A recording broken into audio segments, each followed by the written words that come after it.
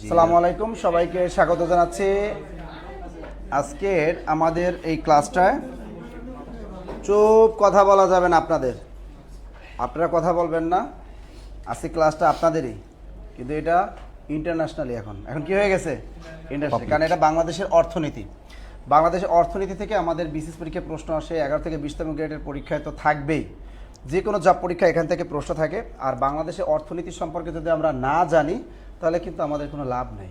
Viva বোর্ডেও ধরবে এখান থেকে প্রশ্ন, তারপর আমাদের তো ছোটোখাটো যত জব পরীক্ষা আসে এখান থেকে প্রশ্ন কিন্তু থাকেই। এখানে কৃষি, বিশেষ করে অর্থনৈতিক সমীক্ষাটার প্রতি গুরুত্ব দেওয়া হয় বেশি, এবং আপডেট তথ্য থাকতে হয় স্যার, তাই না? আপডেট থাকতে হয় যে কোন, যেমন এরকম আসে আলু উৎপাদনে বর্তমানে কোন জেলা শীর্ষে, আম উৎপাদনের শীর্ষে, এবং ওই যে জিআই পণ্যগুলা এগুলো সম্পর্কে ধারণা থাকতে হয়। এই জিনিসগুলো কিন্তু দরকার। এবং ওই যে আমদানি রপ্তানি যে বাণিজ্য ভারসাম্যগুলো আছে, যে বর্তমানে কোন দেশের সাথে সবচেয়ে বাণিজ্য ঘাটতি বেশি, বা বাংলাদেশ কোন দেশ থেকে সবচেয়ে বেশি পণ্য আমদানি করে, আবার টাকার অঙ্কে কোথায় আসে, আবার বাংলাদেশ থেকে কিভাবে তৈরি পোশাক বিদেশে কোন কোন দেশে বেশি রপ্তানি হচ্ছে, এই জিনিসগুলো অর্থনীতির সাথে আমাদের অনেক রিলেটেড। টপিকটা খুবই গুরুত্বপূর্ণ। আমরা যেখানে আছে সেখানে বসে আমরা ক্লাসটা করে ফেলি, খাতা কলম দ্রুত সাথে নেই। আর সোহেল স্যার মানেই তো অন্যরকম একটু ভিতরে একটু ধামাকা থাকে, সুতরাং ধামাকা থাকবে ক্লাসে। আপনারা সবাই খাতা কলম নিয়ে রেডি হন। আর সবাই আজকে ক্লাসটা একটু টাইমলাইনে রেখে দেন, একটু শেয়ার করে রেখে দেন, তাহলে পরবর্তীতে এই ভিডিও ক্লাসটি খুঁজে পেতে বেশি একটা সমস্যা হবে না। আমি সবসময় বলি যে আপনারা আমাদের যে ফ্রি ক্লাসগুলো যে হয়, আপনারা যেগুলো দেখেন অলওয়েজ সবসময় একটু শেয়ার দিয়ে রাখবেন, তাহলে ওই ক্লাসটা আপনি ইজিলি খুঁজে পাবেন। তাই তো দেখি কই আছেন আমাদের, একটু জুবার ভাই আমাদের একটু কমেন্টগুলো পড়ার ব্যবস্থা করে দিয়েন একটু। এখানে স্ক্রিনে কমেন্টগুলো একটু পড়ানোর ব্যবস্থা করে দেন। আর আপনারা কি ভালো আছেন সবাই? তুমি তো এমনি ভালো আছো। তোমার আগে অনলাইন বেশি ভালোবাসি, তোমাদের কম ভালোবাসি। দেখছেন, আমরা নাকি অনলাইনের স্টুডেন্টদের বেশি ভালোবাসি, অফলাইনেদের নাকি কম ভালোবাসি। দেখো তোমরা অফলাইনে যারা আছে তোমাদের সাথে সরাসরি কোলাকুলি করার সুযোগ আছে, কিন্তু ওদের সাথে তো সরাসরি কোলাকুলি করার কোনো সুযোগ আছে কম? এই যে দেখো নাসির স্যারকে, সোহেল স্যারকে তোমরা সরাসরি দেখতে পারতেছো, এতে তো টিয়া দেওয়া দরকার। আর আমাদের অনলাইনে যারা ক্লাস করে দেখেন, এরা আমাদের কোনো ওরা সব অ্যাবস্ট্রাক্ট নাও, আমাদের না পারে ধরতে সইতে, কিন্তু চোখ দিয়ে দেখতে পারে। অ্যাবস্ট্রাক্ট নাউনের অর্ধেক পারে আর অর্ধেক পারে না। কিন্তু আপনারা যারা অফলাইনে থাকেন তারা তো অল টাইম আমাদের দেখতে পারেন, একটু কোলাকুলি করতে পারেন, ওরা তো পারে না, ঠিক না? যারা অনলাইনে আছেন তারা তো পারে না, তাদের মনে তো অনেক কষ্ট যে না আসলে স্যারদের আমি কিভাবে একটু স্যারদের যদি সামনাসামনি একটু ক্লাসটা করতে পারতাম বসে বসে স্যারদের, তাহলে তো আমাদের অনেক ভালো হইতো, তাই না? আমাদের দেখি দু একজন নাম, আমি পল্লবী রায় বলতেছি, আমাদের আবু জাফর হাওলাদার সালাম দিয়েছেন, ওয়ালাইকুম আসসালাম। সাইমা সরকার আছেন, এনিখান আছেন আমাদের সাথে, সাদিয়া ইসলাম তৌসিয়া আছেন আমাদের সাথে। যাই হোক, এরকম আপনারা যারা আছেন একটু কমেন্ট করবেন। আর স্যারের ক্লাসটার আগে যারা করছেন তারা তো, সোহেল স্যার ক্লাস যারা আগে করছেন তারা জানেন যে স্যার কত সুন্দর মতো ক্লাসগুলো নেয়। এবং আজকে গত 2 দিন কিন্তু স্যার আমাদের পেইড ব্যাচের ক্লাসগুলো নিল, লিখিত ব্যাচের ক্লাস নিল, এবং স্যার কিন্তু প্রিলির ক্লাস লিখিত উভয় ক্লাসগুলোই কিন্তু স্যার নেয়। এই যে দেখেন আমাদের সবুজ আমেলের স্যার, সোহেল স্যারের ক্লাসগুলো অসাধারণ লাগে আমার কাছে। বাহ, very good very good very good. Tumpa Karmakar, Sonia Islam আছেন আমাদের সাথে। এটা একটা হাসা কথা, দেখছো সোনিয়া সত্য কথা কইছে, দেখছো একটা হাসা কথা, সত্য কথা। তোমরা আমার সাথে সবাই কোলাকুলি করতে পারো, কিন্তু আমার অনলাইনে আমার স্টুডেন্ট আমার সাথে কোলাকুলি করতে পারে না। তাই এটা কি ওদের মন খারাপ তো থাকবেই। ও ভার্চুয়ালি ব্যবস্থা করতে হবে, ভার্চুয়ালি ব্যবস্থা করতে হবে না? এই যে সাগর কেমন স্যার, আমার রেকর্ডিং ক্লাসগুলো হেরে গেছে স্যার একটু। আর এটা কোনো কথা? জাকারিয়া আহমেদ, আমাদের সবুজ আহমেদ। যাই হোক, আমি আর বেশি করবো না, মোটামুটি আমাদের 259 জন হয়ে গেছে, 300 জন ইনশাল্লাহ হয়ে যাবে। আর কে কোন জায়গা থেকে ক্লাসটা দেখতেছেন একটু কমেন্টের মাধ্যমে জানিয়ে দেন। সোনিয়া হক লেগেছে স্যার কোলাকুলি করা যাবে না। আমি কি মেয়েদের সাথে কোলাকুলি করতে চাইছি? অফলাইনে এখানে মেয়েরাকে কোলাকুলি করে আমার সাথে, সব ছেলেরা। হ্যাঁ, মেয়েরা আসবে কেন? এবারে মেয়েরা আসবে? কখনই আসা যাবে না, এটা কোনো সম্ভব? স্যার রাজশাহীতে শাখা স্যার আপনার ক্লাসগুলো অসাধারণ লাগেন। আমি এবং thank you Tania Sultana sir, খুব সুন্দর ক্লাস নেয় স্যারে, খুব ভেরি গুড। সব মেয়েরা এই বুঝলাম না স্যার, আমি ক্লাস নিলে মেয়েরা তো এত আমার প্রশংসা করে না, আপনার ক্লাস কেন করে? কম নেছেন? এই যে দেখেন, এই না দেখেন সোহেল স্যারের খালি মেয়েরা খালি কমেন্ট করতেছে স্যার অনেক সুন্দর। আমি শুনে আপনাকে আলামিন, মারুফ, মামুন এরা তো মেয়েদের নাম হতে পারে না। এই যে আবু জাফর হাওলাদার এই দেখে দেখে comments দেখে করেছে। দেখছেন স্যার চালাক কাকে বলে দেখছেন? মেয়েরা কমেন্টস খুব কম করে, আমি সবসময় ছেলেদের পছন্দে থাকি। আর আমি তো খুব ভয়ে ছিলাম যে যেভাবে আপনি কোলাকুলি বলছিলেন আসলে আমি তো ছেলেদের কথা বলছি, আপনি কি আচ্ছা। মেয়েদের কথা ভাবছিলেন? না, আমি জানি না, নাসির স্যার তো সাহিত্যের মানুষ। এটা হচ্ছে প্যারাডক্সিক্যালি, এটা বুঝতে পারি না আসলে উনি কোনটা বলতে কোনটা বুঝাচ্ছেন। দেখছো দেখছো, মানে সেও কিন্তু মাইরা দিয়েছে ভিতরে।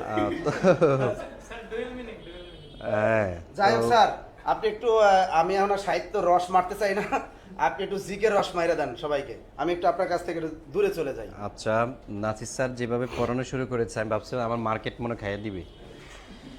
তো যা হোক, আল্লাহ হয়তো বাঁচাইছে। আমি দেখি, আমি একটু পড়ানোর চেষ্টা করব আপনাদেরকে। যারা আমার সাথে যুক্ত হয়েছেন সবাইকে সালাম, আসসালামু আলাইকুম এবং শুভ সন্ধ্যা। আমি অর্থনীতি এবং অর্থনীতির সাথে সম্পর্কিত কিছু টপিক নিয়েছি। আমি যে শুধু স্লাইড পড়ার ব্যাপারটা এমন না, তার সাথে সাথে আপনারা এমন কিছু বিষয় পেয়ে যাবেন যেগুলো অর্থনীতির সাথে রিলেভেন্ট। তা আমি সবসময় আমার স্টুডেন্টকে বা আমার ভাইদেরকে বোনদেরকে একটা রিকোয়েস্ট করি, সেটা হচ্ছে ক্লাস যখন করবেন ক্লাস করার মতো করেন। কাগজ কলম নিয়ে বসেন, মনে করবেন যে আপনি ক্লাসের মধ্যে আছেন, তাহলে আসলে এটা ইফেক্টিভ হবে। আমি জাস্ট কান শো করলাম অথবা জাস্ট আমি এখানে দুইটা কমেন্টস করলাম, এটা দ্বারা বেশি একটা উপকৃত হওয়া যায় না। হ্যাঁ, আপনি অবশ্যই কমেন্টস করবেন, শেয়ার করবেন, এতে আপনি উপকৃত হন, আমরা উপকৃত হই। কিন্তু দিন শেষে আপনি কতটুকু নিয়েছেন এই হিসাবটা কিন্তু সবাই জানতে চায়। তা আমি আশা করি যে আপনারা খুব ম্যাচিউর, আপনারা জিনিসগুলো বুঝেন। আমি শুরু করছি। বিসমিল্লাহির রহমানির রহিম। আমাদের প্রথম যে প্রশ্নটা আমি শুরু করতে চাই, প্রশ্নটা দেখেন আপনারা। এটা হচ্ছে বাংলাদেশের, আমি মনে হয় লাল নীলে সুবিধা হয়, তাই না নাকি? হ্যাঁ, লাল নীল। আচ্ছা, বাংলাদেশ সরকার কোন খাত থেকে সর্বোচ্চ রাজস্ব আয় করে? অর্থনীতির সাথে সম্পর্কিত। আয়কর, ভূমিকর, আমদানি রপ্তানি অথবা মূল্য সংযোজন কর। তো এখানে চারটা অপশন দেয়া আছে, বুঝার কোনো উপায় নেই। তো এই প্রশ্নটা দেখেন, শুধু একটা বিসিএস এ না, এখানে দুইটা বিসিএস, আরো অনেকগুলো এসেছে, কয়েকটা পরীক্ষাতে এসেছে, ব্যাংকে এসেছে, তারপরে এই যে প্রাইমারি নিবন্ধনে এসেছে, কয়েকটাতে এসেছে। জাস্ট আমরা বিসিএস এরটাই রেফারেন্স দিয়েছি। তো এখানে অলরেডি অনেকে অ্যান্সার করে ফেলেছেন, হয়তো বিগত সালের প্রশ্নগুলো আপনার ধারণা আছে বলে। তাহলে মূল্য সংযোজন কর, এখান থেকে বাংলাদেশ সরকার সবচেয়ে বেশি আয় করে, যেটাকে সংক্ষেপে বলা হয় মূসক। মূসক। আর ইংরেজি যদি আমি মারি তাহলে সেটা হচ্ছে ভ্যাট, ভ্যালু অ্যাডেড ট্যাক্স। মনে রাখবেন এই মূসক বা ভ্যাট বাংলাদেশে চালু হয় কত সালে? ঠিক আছে, এটা হয়েছিল 1991 সালের 1 জুলাই এটা চালু হয়েছিল। আর আনুষ্ঠানিকভাবে এটা কার্যক্রম শুরু করে যে দিন থেকে সেটা হচ্ছে 10 জুলাই। যার কারণে এই 10 জুলাইকে বলা হয় মূসক দিবস বা ভ্যাট দিবস। আপনাদের পরীক্ষাতে আসে মূল্য সংযোজন কর দিবস বা ভ্যাট দিবস কোনটি, সেটা হচ্ছে 10 জুলাই। তো মনে রাখবেন, পরীক্ষাতে আসতে পারে ভ্যাট কোন ধরনের কর। যেমন কর কিন্তু দুই ধরনের হয়, তাই না? একটা হচ্ছে প্রত্যক্ষ কর, আরেকটা হচ্ছে পরোক্ষ কর। আমি যদি আপনাদেরকে প্রশ্ন করি, দেখি কে বলতে পারেন এটা কর কয় ধরনের হয় বললাম? হ্যাঁ, কর হচ্ছে কর দুই ধরনের। কর হচ্ছে দুই ধরনের। তাইলে কি কি? প্রত্যক্ষ, প্রত্যক্ষ কর, আরেকটা হচ্ছে পরোক্ষ। ঠিক আছে, তাহলে ভ্যাট কোন ধরনের করের মধ্যে পড়ে? আচ্ছা, তাহলে প্রত্যক্ষ কর কোনগুলো আমরা একটু নোট করেন, যেমন এগুলো আসে পরীক্ষাতে। যেমন একটা হচ্ছে আয়কর। এই যে আয়কর, এটা একটা প্রত্যক্ষ কর। তারপরে আপনি লেখেন ভূমি উন্নয়ন কর, এই যে ভূমি উন্নয়ন কর দিতে হয়, উন্নয়ন কর, এটাও একটি প্রত্যক্ষ কর। তারপরে দেখেন কর্পোরেট কর, এটাও একটা প্রত্যক্ষ কর, কর্পোরেট কর। তাহলে এটা মুখস্থ থাকতে হবে। আপনার পরীক্ষাতে আসবে ভূমি উন্নয়ন কর কোন ধরনের কর, প্রত্যক্ষ নাকি পরোক্ষ। তারপরে আসেন পরোক্ষ কর কোনগুলো। পরোক্ষ কর অনেক, যেমন ভ্যাট 1 নম্বরে। তারপরে হচ্ছে রপ্তানি শুল্ক, রপ্তানি শুল্ক এটাও একটা পরোক্ষ করের মধ্যে পড়ে।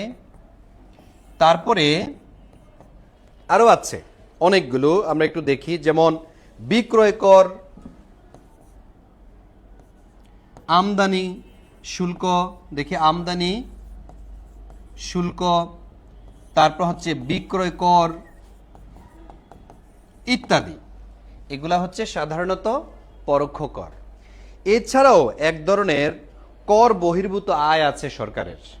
ঠিক আছে, কর বহির্ভূত আয় কোনটি, এটা কতবার যে পরীক্ষা আসছে। ঠিক আছে, অনেকে দিতে পারে না, অনেকে গুলিয়ে ফেলে এই জিনিসগুলো। তাইলে কর বহির্ভূত সরকারের যে আয় আছে, কে এরকম 2টা ক্ষেত্র বলতে পারবেন? কে বলতে পারবেন? বলতে পারবেন? আচ্ছা, করদাতার উপর আরোপ করা হয় সেটা প্রত্যক্ষ কর। হ্যাঁ হ্যাঁ, রেমিটেন্স।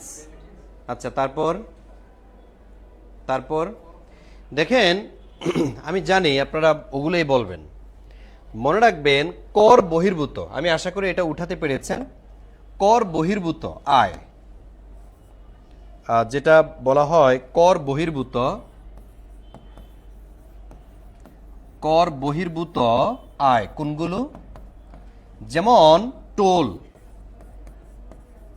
ঠিক আছে, এই যে টোল আদায় করে, এটা কিন্তু মানে কর বহির্ভূত আয়। টোল ও লেভি, এটাকে বলা হয় টোল ও লেভি। তারপরে লিখেন সুদ, প্রশাসনিক ফি, সুদ। আরেকটা হচ্ছে প্রশাসনিক বিভিন্ন ফি দিতে হয়, দেখবেন প্রশাসনিক ফি।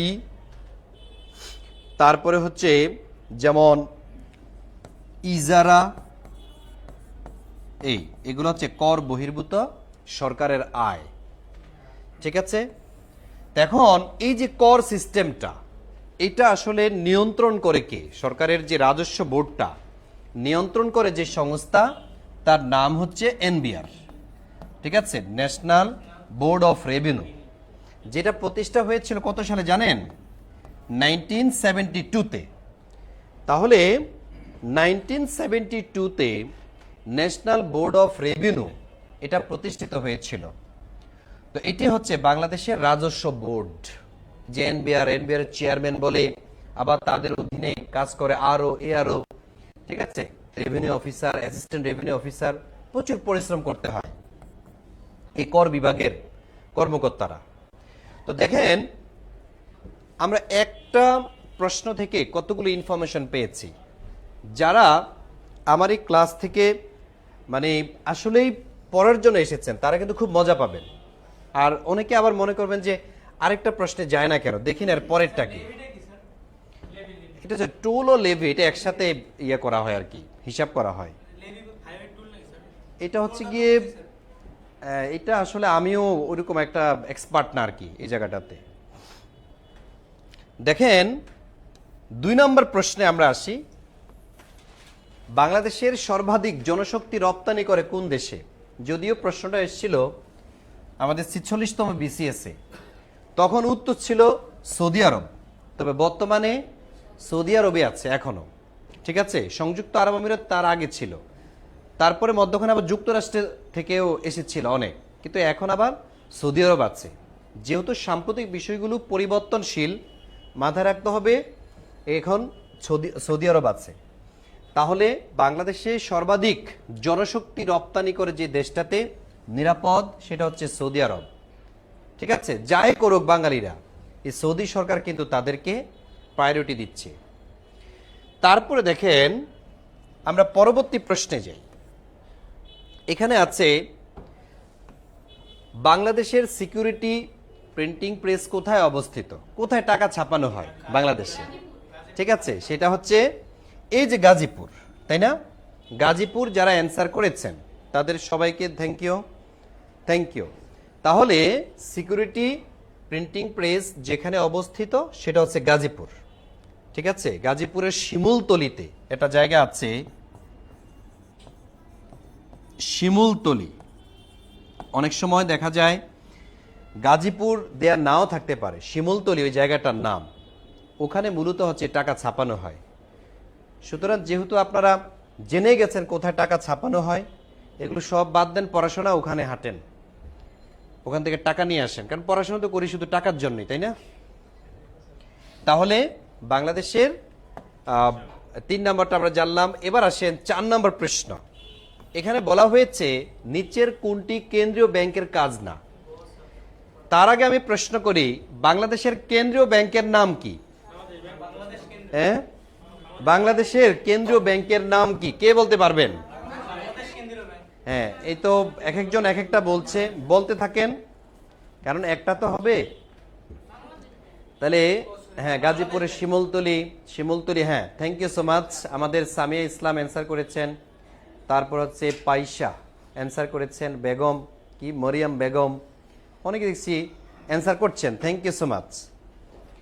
ক্লাস করতে পারছে না, নেটওয়ার্ক সমস্যা, যে এখন আসলে এটা সমাধান করা আমার পক্ষে সম্ভব নয়। তো এখন যেটা বলছিলাম সেটা হচ্ছে নিচের কোনটি কেন্দ্রীয় ব্যাংকের কাজ নয়? ঋণ নিয়ন্ত্রণ, মুদ্রা প্রচলন, তারপরে সরকারের পরামর্শদাতা, নাকি আমানত সংগ্রহ? এর মধ্যে আমি একটু দেখতে চাই, এই তো দেখছেন কি বলছে, সৃজন হক বাঁধন সঠিক অ্যান্সার দিয়েছেন, আপনারা সঠিক হয়েছে। তারপরে একা পাখি এটা কি মানুষের নাম? তারপর হচ্ছে তুহিন, হ্যাঁ আপনারটা সঠিক হয়েছে, তুহিন।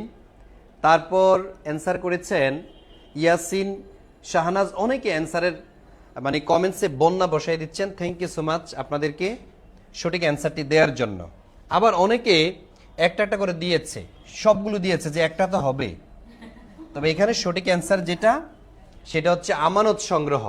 এটা কিন্তু কেন্দ্রীয় ব্যাংকের কাজ না, আমানত সংগ্রহ করে না, ঋণ নিয়ন্ত্রণ করে, মুদ্রা প্রচলন করে, সরকারকে বিভিন্ন বিষয়ে পরামর্শ দেয়। দেখবেন বাংলাদেশ ব্যাংকের গভর্নর, ঠিক আছে, বিভিন্ন বিষয়ে পরামর্শ দিয়ে থাকে যে এভাবে করেন, এটা এখান থেকে মানে এই পরিকল্পনাটা স্টপ করেন আপাতত, তারপরে হচ্ছে পুরান ঢাকা থেকে আপনারা এভাবে মানে আয় করতে পারেন।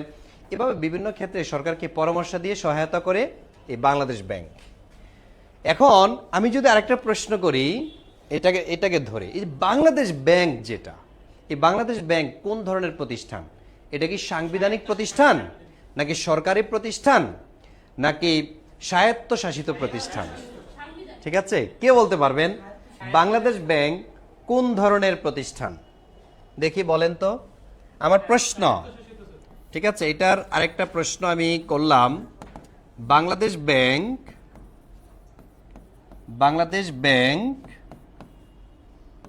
এটা কিন্তু পরীক্ষা আসছিল, কোন ধরনের প্রতিষ্ঠান? কোন ধরনের প্রতিষ্ঠান? বাংলাদেশ ব্যাংক কোন ধরনের প্রতিষ্ঠান? অপশন ক তে আমি দিব হচ্ছে সরকারি, খ তে আমি দিব বেসরকারি, গ তে আমি দিব, কে যেন বলেছে স্বায়ত্তশাসিত, তাহলে আমি এটা লিখতেই হবে যেহেতু আপনি বলেছেন স্বায়ত্তশাসিত। তারপরে ঘ তে আমি দিব সাংবিধানিক। এবার বুদ্ধি খাটিয়ে তারপর অ্যান্সার দেন, হুটহাট অ্যান্সার করার দরকার নেই। এই তো আমাদের কাঠগোলাপ অ্যান্সার করেছেন, তারপর যে বিপুল মিয়া অ্যান্সার করেছেন, তানহা অ্যান্সার করেছেন, আবারও সাদিয়া সাফিন অ্যান্সার করেছেন সাংবিধানিক। তারপর হচ্ছে দিশাহীন অভিযাত্রী, আপনি অ্যান্সার করেছেন সাংবিধানিক। আবার কেউ স্বায়ত্তশাসিত অ্যান্সার করেছেন, কেউ আবার অপশন দিয়েছেন গ। থ্যাংক ইউ সো মাচ, আপনারা অ্যান্সার করতেছেন, হোক আর না হোক ব্যাপার না, অন্তত করতেছেন তো। তাহলে এখানে সঠিক অ্যান্সার আসলে এই অপশনের মানে এগুলোর মধ্যে যেটা, সেটা অনেকে অ্যান্সার করেছেন আর অনেকে অ্যান্সার করেছেন ভুল। ভুল করেছেন মানে এই না যে আপনারটা আর জীবনও হবে না। বাংলাদেশ ব্যাংক কোন ধরনের প্রতিষ্ঠান? এটা হচ্ছে একটি স্বায়ত্তশাসিত প্রতিষ্ঠান। অনেকে যারা সাংবিধানিক দিয়েছেন, এটা ঠিক না। সাংবিধানিক প্রতিষ্ঠান হলো যেমন নির্বাচন কমিশন, ন্যায়পাল, বিচার কি বলে সেটা প্রধান বিচারপতির যেই কার্যালয়, তারপর হচ্ছে না দুদক আবার স্বায়ত্তশাসিত। দুদক কিন্তু সাংবিধানিক প্রতিষ্ঠান নয়, বিশ্ববিদ্যালয়। ঠিক আছে, যেমন ঢাকা বিশ্ববিদ্যালয়, এটা তো স্বায়ত্তশাসিত প্রতিষ্ঠান। সুতরাং এই জিনিসগুলো ক্লিয়ার থাকতে হবে, কনসেপ্টটা ক্লিয়ার থাকতে হবে। ঠিক আছে, অনেকে হুটহাট অ্যান্সার করে দিয়ে শুধু বগল বাজায়, পরবর্তী দেখে যে সব ভুল। তো যা হোক, আপনারা সঠিক অ্যান্সারটি দিতে পেরেছেন, সেজন্য আপনাদের সবাইকে মোবারকবাদ। এবার আরেকটা প্রশ্ন আপনাদের করি, এটা প্রাসঙ্গিক। বাংলাদেশ ব্যাংকের মোট শাখা কয়টি? কে বলতে পারবেন? কে বলতে পারবেন বাংলাদেশ ব্যাংক এর মোট শাখা রয়েছে কয়টি? সেটা হবে 10টি। বাংলাদেশ ব্যাংকের 10টি শাখা রয়েছে। বাংলাদেশ ব্যাংক হচ্ছে 10টি শাখা। আর যদি বলা হয় সর্বশেষ অথবা 10ম শাখা, সেটা কোনটি? তাইলে সেটা হচ্ছে ময়মনসিংহ। তাইলে এই যে ময়মনসিংহ, এটা হচ্ছে সর্বশেষ শাখা। তারপরে এখান থেকে আরেকটা ইনফরমেশন নেন, সেটা হচ্ছে বাংলাদেশ ব্যাংক মুদ্রানীতি ঘোষণা করে। মনে রাখবেন, মুদ্রানীতি ঘোষণা করে কতবার? আপনারা কি জানেন বাংলাদেশ ব্যাংক কতবার মুদ্রানীতি ঘোষণা করে? কে কেউ বলতে পারবেন? হ্যাঁ, বাংলাদেশ ব্যাংক কয়বার মুদ্রানীতি ঘোষণা করে? তাহলে বাংলাদেশ ব্যাংক মুদ্রানীতি ঘোষণা করে বছরে। এখনো অ্যান্সার আসতেছে না, শুধু 10টি আসতেছে। তার মানে আমার কথা অনেক পরে গিয়ে পৌঁছে আপনাদের কাছে, তাই না? বাংলাদেশ ব্যাংক মুদ্রানীতি ঘোষণা করে বছরে একবার। আগে করত 2 বার, এখন করে একবার। ঠিক আছে, মুদ্রানীতি ঘোষণা করে হচ্ছে বাংলাদেশ ব্যাংক একবার। ঠিক আছে, তারপরে বাংলাদেশে নোট আবার 2 ধরনের। একটা হচ্ছে সরকারি নোট, আরেকটা হচ্ছে বেসরকারি নোট। একবার পরীক্ষা আসছিল নিচের কোনটি সরকারি নোট। আবার পরীক্ষা আসছিল ঢাকা বিশ্ববিদ্যালয়ের ভর্তি পরীক্ষা, দেখেছি যে নিচের কোনটিতে বাংলাদেশ ব্যাংকের গভর্নরের স্বাক্ষর করেননি। ঠিক আছে, এই সবাই শুধু এখন পকেট হাতাইতেছে। তো দেখেন, নোট 2 ধরনের হয়। নোট কয় ধরনের হয়? নোট 2 প্রকার। ঠিক আছে, নোট হচ্ছে টাকার নোট হচ্ছে 2 ধরনের হয়। তাইলে একটা হচ্ছে সরকারি নোট, কিছু আছে সরকারি, আরেকটা হচ্ছে বেসরকারি। শব্দটা ব্যবহার করা যায় না, এগুলাকে বলা হয় ব্যাংক নোট। ঠিক আছে, ব্যাংক নোট। তাইলে ব্যাংক নোট আর একটা হচ্ছে সরকারি নোট। তাহলে সরকারি নোট কয়টি? তাহলে সরকারি নোট হচ্ছে 3টি। এটা আমরা অনেকেই জানি, কারণ এই প্রশ্নটা ঘুরে ফিরে শুধু এখান থেকে প্রশ্নটা করে। কেন যেন আমার মনে হচ্ছে শুধু কনফিউজড করার জন্য। তাহলে কয় টাকা? 1 টাকা, 2 টাকা, আর হচ্ছে 5 টাকা। তো এগুলা হচ্ছে সরকারি নোট। এবং সর্বশেষ সরকারি নোট হিসাবে এই যে মনে রাখবেন 2016 সালে, মনে রাখবেন এই 5 টাকাকে সরকারি নোট ঘোষণা কবে? 2016 সালে। 5 টাকাকে সরকারি নোট ঘোষণা করা হয় 2016 সালে। আর এই যে সরকারি নোটগুলো, এগুলাতে স্বাক্ষর করেন কে? মনে রাখবেন, স্বাক্ষর করেন অর্থ সচিব। ঠিক আছে, যিনি অর্থ সচিব থাকবেন অর্থাৎ আমলা, ঠিক আছে, নির্বাচিত কোনো ব্যক্তি না, আমলা, তিনি মূলত হচ্ছে এই সরকারি নোটগুলোতে স্বাক্ষর করে। আপনি দেখেন চেক করে 1, 2 এবং 5 টাকার নোটে ওখানে অর্থ সচিবের স্বাক্ষর দেয়া আছে। তো সেজন্য আপনাকে সচেতন, খুব সচেতনতার সাথে অ্যান্সার করাটা বুদ্ধিমানের কাজ। মনে রাখবেন, আপনি চাকরি পাইতে 100টা প্রশ্ন যদি করে 100টাই আপনার হতে হবে এমন না, 100টাই দাগাতে হবে। অনেকে এমনভাবে দায়িত্ব নিয়ে নেয় যে না আমার 100টাই হতে হবে, সামনে প্লেটে ভাত যা দেয় খাইতে হবে, এ বেশি খাইতে যাইন না, সব অ্যান্সার করতে যাইন না। ঠিক আছে, অল্প আমলেই নাজাতের জন্য যথেষ্ট, এটা মাথায় রাখেন, সঠিক যাতে হয়। তাহলে এগুলো হচ্ছে সরকারি নোট। আর ব্যাংক নোট কয়টা হয় বলেন তো? 6টি, তাই না? ব্যাংক নোট কোনগুলো? যেমন 10, 20, 50, 100, 200, তারপর হচ্ছে 500, 1000। এগুলা এই যে এখানে আমরা পেলাম কয়টি? 7টি। এগুলাকে বলা হয় ব্যাংক নোট, যেগুলাতে স্বাক্ষর করেন কে? এগুলাতে স্বাক্ষর করেন বাংলাদেশ ব্যাংকের যিনি গভর্নর, এই বাংলাদেশ ব্যাংকের গভর্নর তিনি স্বাক্ষর করেন। ঠিক আছে, তাহলে ব্যাংক নোটগুলোতে স্বাক্ষর করেন বাংলাদেশ ব্যাংকের গভর্নর। ঠিক আছে, বাংলাদেশ ব্যাংকের গভর্নর স্বাক্ষর করেন হচ্ছে এই ব্যাংক নোটগুলোতে।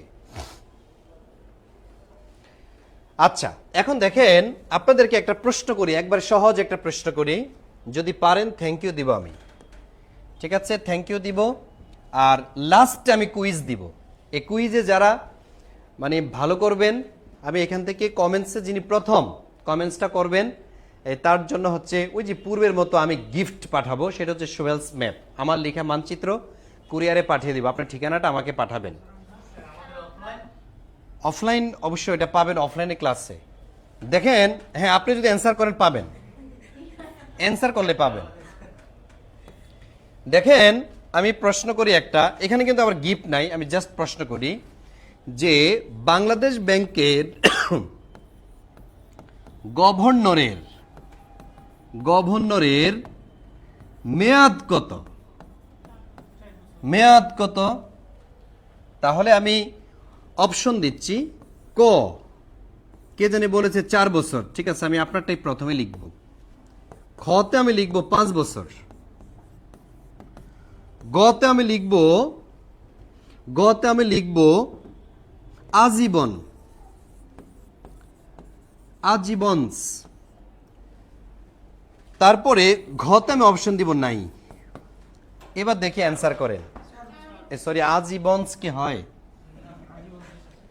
তাহলে এখানে 4 বছর, 5 বছর, আজীবন নাই। এখানে সঠিক অ্যান্সার কোনটা আমি একটু দেখতে চাই। বনলতা সেন, বাহ, বনলতা সেন। রুমা আক্তার অ্যান্সার করেছে, আমাদের খাদিজা অ্যান্সার করেছেন, এমডি ফেরদৌস অ্যান্সার করেছেন, লিপি অ্যান্সার করেছেন। হ্যাঁ আপনাদেরগুলো হয়েছে, যে নামগুলো পড়ছি। সুরাইয়া সুলতান অ্যান্সার করেছেন। তারপরে হচ্ছে এই যে রনি মজা করতেছেন কিনা বুঝি না। সাইফুল ইসলাম আপনি ভুল করেছেন। তারপরে আমাদের প্রামাণিক, হ্যাঁ আপনারটা হয়েছে, থ্যাংক ইউ সো মাচ। তাহলে সঠিক অ্যান্সার কোনটা? তাহলে সঠিক অ্যান্সার সত্য, সব সময় সত্য। এই 4 বছর বাংলাদেশ ব্যাংকের গভর্নর 4 বছর মেয়াদের জন্য মেয়াদ নিয়ে তিনি বসেন। বাংলাদেশ ব্যাংকের মধ্যে বর্তমানে যারা ক্ষমতায় আছে, বাংলাদেশ ব্যাংকে পরিচালনা করছে, এরা হচ্ছে বাংলাদেশের টপ লেভেলের অর্থনীতিবিদ। ইসলামী ব্যাংকের ব্যবস্থাপনা পরিচালক বলেছিলেন, বর্তমানে বাংলাদেশ ব্যাংকে যারা পরিচালনা করে তারা যদি ব্যর্থ হয়, বাংলাদেশের অর্থনীতি ইস্টাবলিশ করার মতো আমি আর কাউকে দেখি না। এত শক্তিশালী প্যানেল বাংলাদেশ ব্যাংকে এখন লিড দিচ্ছে। তো বাংলাদেশ ব্যাংকের প্রথম বর্তমান যে গভর্নর মনসুর, ঠিক আছে, হ্যাঁ, মনসুর সাহেব উনি হচ্ছেন বাংলাদেশ ব্যাংকের বর্তমান গভর্নর। আচ্ছা, পরবর্তী প্রশ্নে আমরা যাই। আমরা দেখি এখানে বলা হয়েছে কি, বাংলাদেশে কোন ধরনের অর্থনৈতিক ব্যবস্থা বিদ্যমান? খুব চমৎকার, পুঁজিবাদ, সমাজতান্ত্রিক, মিশ্র, ইসলামিক। বলেন তো কোনটা, কে বলতে পারবে? বাংলাদেশের অর্থ ব্যবস্থা, তাহলে বাংলাদেশের অর্থ ব্যবস্থা, যেহেতু আমরা সংকর জাতি, মিক্সড নেশন আমরা, সুতরাং আমাদের অর্থনীতিটাও এই সে ছাপ বহন করে। ঠিক আছে, বাঙালি জাতি বিভিন্ন জাতির সংমিশ্রণে তৈরি হয়েছে। দেখবেন কিছু আছে শর্ট, কিছু টলম্যান, কিছু ফ্যাটম্যান, কিছু স্লিম, কিছু কালো, কিছু আছে এত সুন্দর। ঠিক আছে, তো এই যে মানে এটা ভ্যারাইটিস, এই কারণে বাঙালি জাতিকে কি বলা হয়? সংকর জাতি। ঠিক আছে, বিভিন্ন জাতির সাথে মিশার কারণে এটা হয়েছে। তো বাংলাদেশের অর্থ ব্যবস্থা তো তেমন, কিন্তু এই যে পুঁজিবাদ, এরকম অনেক দেশ আছে। আপনাদের কাছে আমার প্রশ্ন, পৃথিবীর প্রথম পুঁজিবাদী দেশ কোনটি, কে বলতে পারবেন? আমি আপনাদেরকে একটা প্রশ্ন করছি, পৃথিবীর প্রথম পুঁজিবাদী দেশ কোনটি? আচ্ছা, আমি অপশন দিচ্ছি। কে যেন একজন বলেছেন ব্রিটেন, তাহলে আমি প্রথমে ব্রিটেন দিব। কে যেন আবার বলেছেন জার্মানি, আমি জার্মানি দিব। আমাদের কমেন্টসের মধ্যে একজন বলেছেন রাশিয়া, আমি রাশিয়া দিব। আমাদের কমেন্টসের মধ্যে তো সব 195টা রাষ্ট্র লিখে ফেলবে, আমেরিকা, কারণ এখানে প্রায় 500-এর উপরে স্টুডেন্ট, আর রাষ্ট্র আছে মাত্র 195টা। স্বাধীন পরাধীন মিলিয়ে রাষ্ট্র আছে মাত্র 238টা। আচ্ছা, তারপরে আর কি লিখছেন? আমেরিকা। আচ্ছা, একজন আমেরিকা বলেছেন। আমেরিকাতে দেশ আছে কয়টা জানেন? আমেরিকা মহাদেশে দেশ কয়টা আছে? এক জায়গা 12টা, আরেক জায়গা হচ্ছে 23টা। তার 12 আর 23-এ কত হয়? 37। কি বলে, আমি কি এত 35 না? আর তাহলে আমেরিকা মহাদেশে 35টা স্বাধীন দেশ রয়েছে। এখানে আমেরিকা বলতে উত্তর আমেরিকা একটা, দক্ষিণ আমেরিকা একটা। প্রশ্ন না বুঝার কারণে আমার পোলাপান দিয়ে আসে 12টা, কেউ দিয়ে আসে 23টা, আবার কেউ নিজের মনের মাধুরী মিশিয়ে অ্যান্সার করে আসে। তাহলে দেখেন, আমরা যেটা বলছিলাম, এখানে অ্যান্সার অনেকেই করছেন, অনেকে যুক্তরাষ্ট্র দিয়েছেন। এই যে আমাদের রিমা খাতুন ব্রিটেন দিয়েছেন, বনলতা সেন দিয়েছেন, হুমায়রা ব্রিটেন মানেই যুক্তরাষ্ট্র, তারপর অনেকে অ্যান্সার করেছেন। আচ্ছা, এখন বিষয়টা হচ্ছে সঠিক অ্যান্সার এই যে যারা যারা দিচ্ছেন, ঠিক আছে, সবাইকে ধন্যবাদ জানাতে হয়, কারণ আপনাদের একজনের উত্তরও হয়নি, কারণ এখানে অপশনই আমি দেই নেই এখনো। পৃথিবীর প্রথম পুঁজিবাদী দেশ হচ্ছে ফ্রান্স। তাহলে পৃথিবীর প্রথম পুঁজিবাদী দেশ কোনটি? ফ্রান্স। আর সবাই যার যার মতো করে অ্যান্সার দিচ্ছেন। যারা যারা ভুল করেছেন সেখানে আবার ফ্রান্স লিখেন, সমস্যা তো এখানেই। তা আপনি বলতেন যে অপশনে নাই, আপনি বলতে পারতেন না যে অপশনে নাই, তাইলে তো আমি বলতে পারতাম যে নীরব থাকতাম। চুপ থাকাও আপনাদের সমর্থনের একটা লক্ষণ। আচ্ছা, তারপরে এখানে দেখেন পুঁজিবাদ মানেটা কি? পুঁজিবাদ মানে হচ্ছে সম্পদের মালিক হচ্ছে জনগণ। তাহলে সম্পদের মালিক কে হবে? জনগণ। অর্থাৎ যেই দেশে জনগণ ইচ্ছে করলে অনেক টাকার মালিক হতে পারবে, সরকারের কাছে কোনো প্রকার জবাবদিহি করতে হবে না যে তুমি ইলন মাস্ক হলা কেন, তুমি আদানি গ্রুপ কিভাবে হইলে এত টাকা কোত্থেকে আনছো, এই হিসাব দিতে হবে না। এগুলো শুধু বাংলাদেশে লাগে, কারণ কি বাংলাদেশ দুই দিকে, পুঁজিবাদও আছে, সমাজতন্ত্র আছে মধ্যখানে। এই জন্য কখনো চুপ থাকে, আবার কখনো যারে পায়, ছাগল কিনছো তুমি 15 লাখ টাকা দিয়ে কেন, এই বাস তার 14 গোষ্ঠী উদ্ধার। এক ছাগল কাণ্ডে দেশ পুরো উল্টাইল। এক ছাগল, দেখেন ছাগলের কেরামতি কার ভিতরে যে কি আছে। আমার চাঁদপুর এক মাজার আছে, ওই মাজারের নাম হচ্ছে ল্যাংটার মাজার। অনেকে বলে যে খবরদার এই ল্যাংটারে নিয়ে কখনো মন্তব্য করেন না। বলছে কেন? বলছে তার ভিতরে যে কি আছে কেউ জানে না। তার একজন বলতেছে ভাই কি আছে এটা তো দেখাই দিছে। তো ছাগল কিন্তু এমন বদদোয়া দিছে পুরাই দেশ থেকে পালাইছে। তাহলে পৃথিবীর প্রথম পুঁজিবাদী দেশ এটা হচ্ছে ফ্রান্স। আর পুঁজিবাদী মানে হচ্ছে আপনাকে সম্পদের মানে যে একটা জবাবদিহিতার জায়গা, এটা তো অবশ্যই থাকবে, কিন্তু বাধ্যবাধকতা নাই, লিমিটেশন নাই যে আপনি এই 5 বিলিয়ন হয়েছে আপনার, এখন আর বাড়তে পারবে না, এরকম কোনো লিমিটেশন নেই।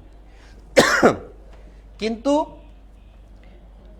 সমাজতন্ত্রের মধ্যে একটা লিমিটেশন আছে। সমাজতান্ত্রিক অর্থ ব্যবস্থার বৈশিষ্ট্য কি? সমাজতান্ত্রিক অর্থ ব্যবস্থার বৈশিষ্ট্য হচ্ছে সম্পদের মালিক রাষ্ট্র। সম্পদের মালিক কে বলেন? রাষ্ট্র। যেই দেশে সম্পদের মালিক হচ্ছে রাষ্ট্র, ওই অর্থ ব্যবস্থাকে বলা হয় সমাজতান্ত্রিক অর্থ ব্যবস্থা। পৃথিবীর প্রথম সমাজতান্ত্রিক রাষ্ট্র কোনটি? কে বলতে পারবেন? পৃথিবীর প্রথম সমাজতান্ত্রিক দেশ কোনটি? এখানে কি অপশন আছে নাকি আরো লিখবো? আচ্ছা, আমি একটা অপশন দিই নাই, কারণ অনেকে আমার প্রতি ইমানে রাখতে পারে না। তাহলে আমি একটা অপশন দিয়ে রাখলাম, এবার অন্তত যদি ইমান আসে। পৃথিবীর প্রথম সমাজতান্ত্রিক দেশ কোনটি? আচ্ছা, একজনে বলেছেন সোভিয়েত ইউনিয়ন। ম্যাপ আপনি পাইবেন। ও আচ্ছা, সমাজতান্ত্রিক দেশ কোনটা হবে? বাহ, thank you so much. Liza Akter answer করেছেন, তারপরে হচ্ছে অ্যান্সার করেছেন, সব মেয়েরা অ্যান্সার করে। এখন ছেলেদের নাম কেমনে পড়বো? পরে ছেলেরা বলবো যে শুধু মেয়েদের নাম বলেন। সব মেয়ের অ্যান্সার করতেছে, কি করব? কুতুবউদ্দিন, সম্রাট কুতুবউদ্দিন। আসলে কি আপনার নাম সম্রাট কুতুবউদ্দিন? Fake ID.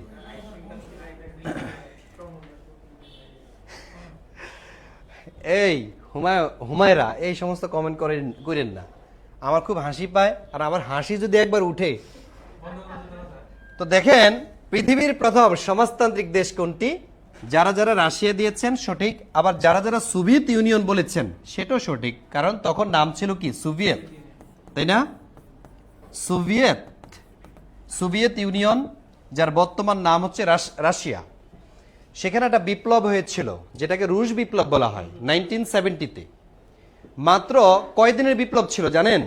10 দিনের বিপ্লব।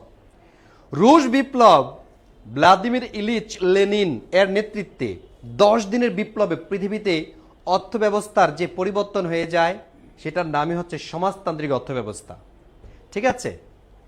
তাহলে আপনাদেরকে একটা প্রশ্ন ধরি, দেখি মনে আছে কিনা,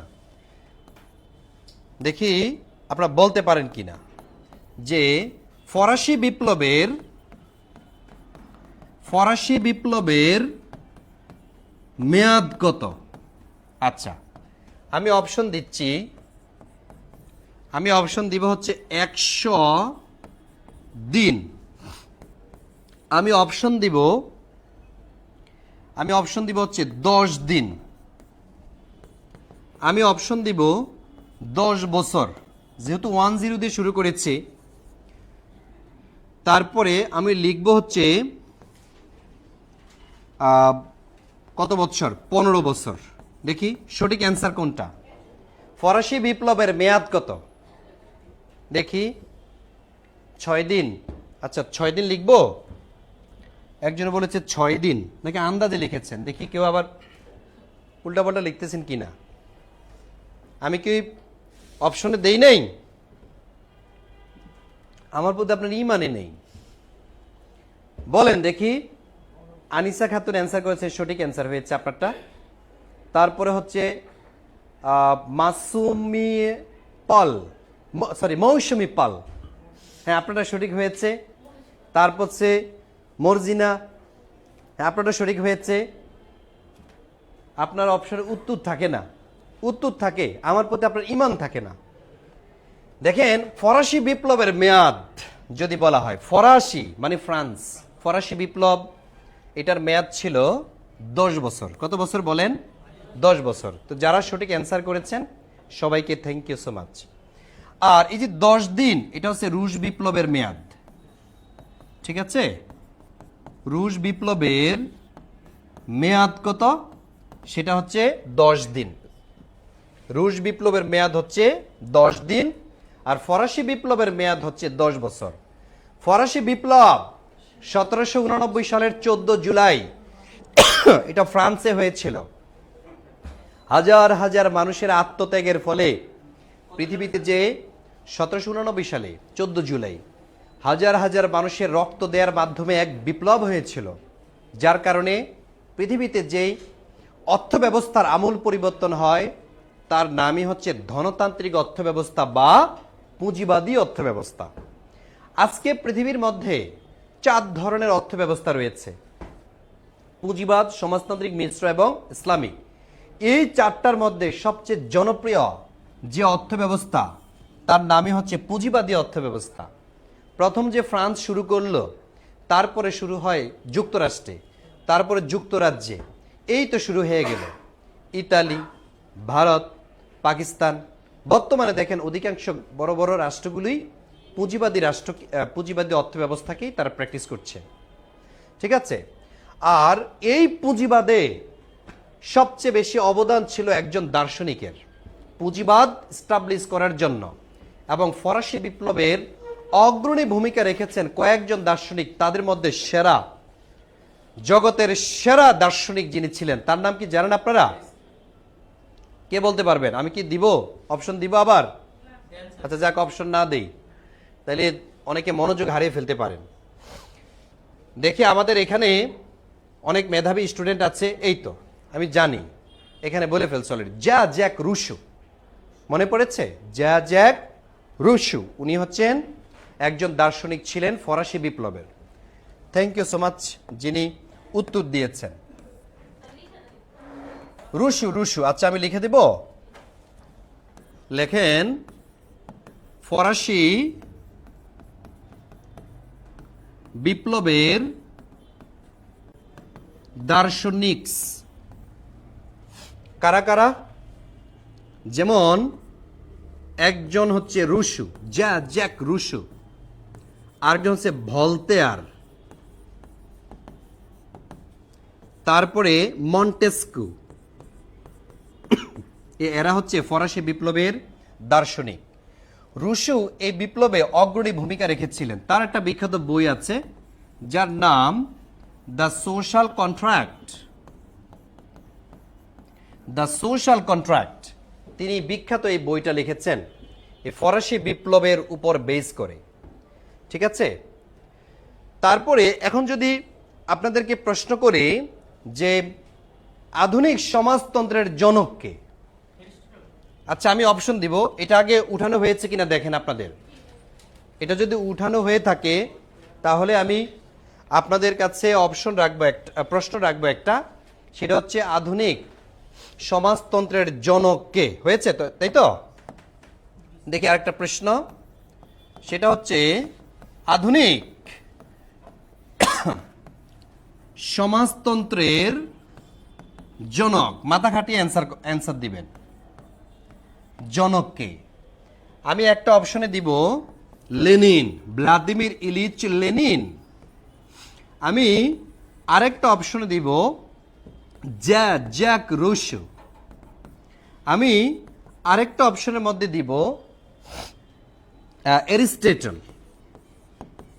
এরিস্টটল। আর কে আছে অর্থনীতিবিদ? আচ্ছা আমি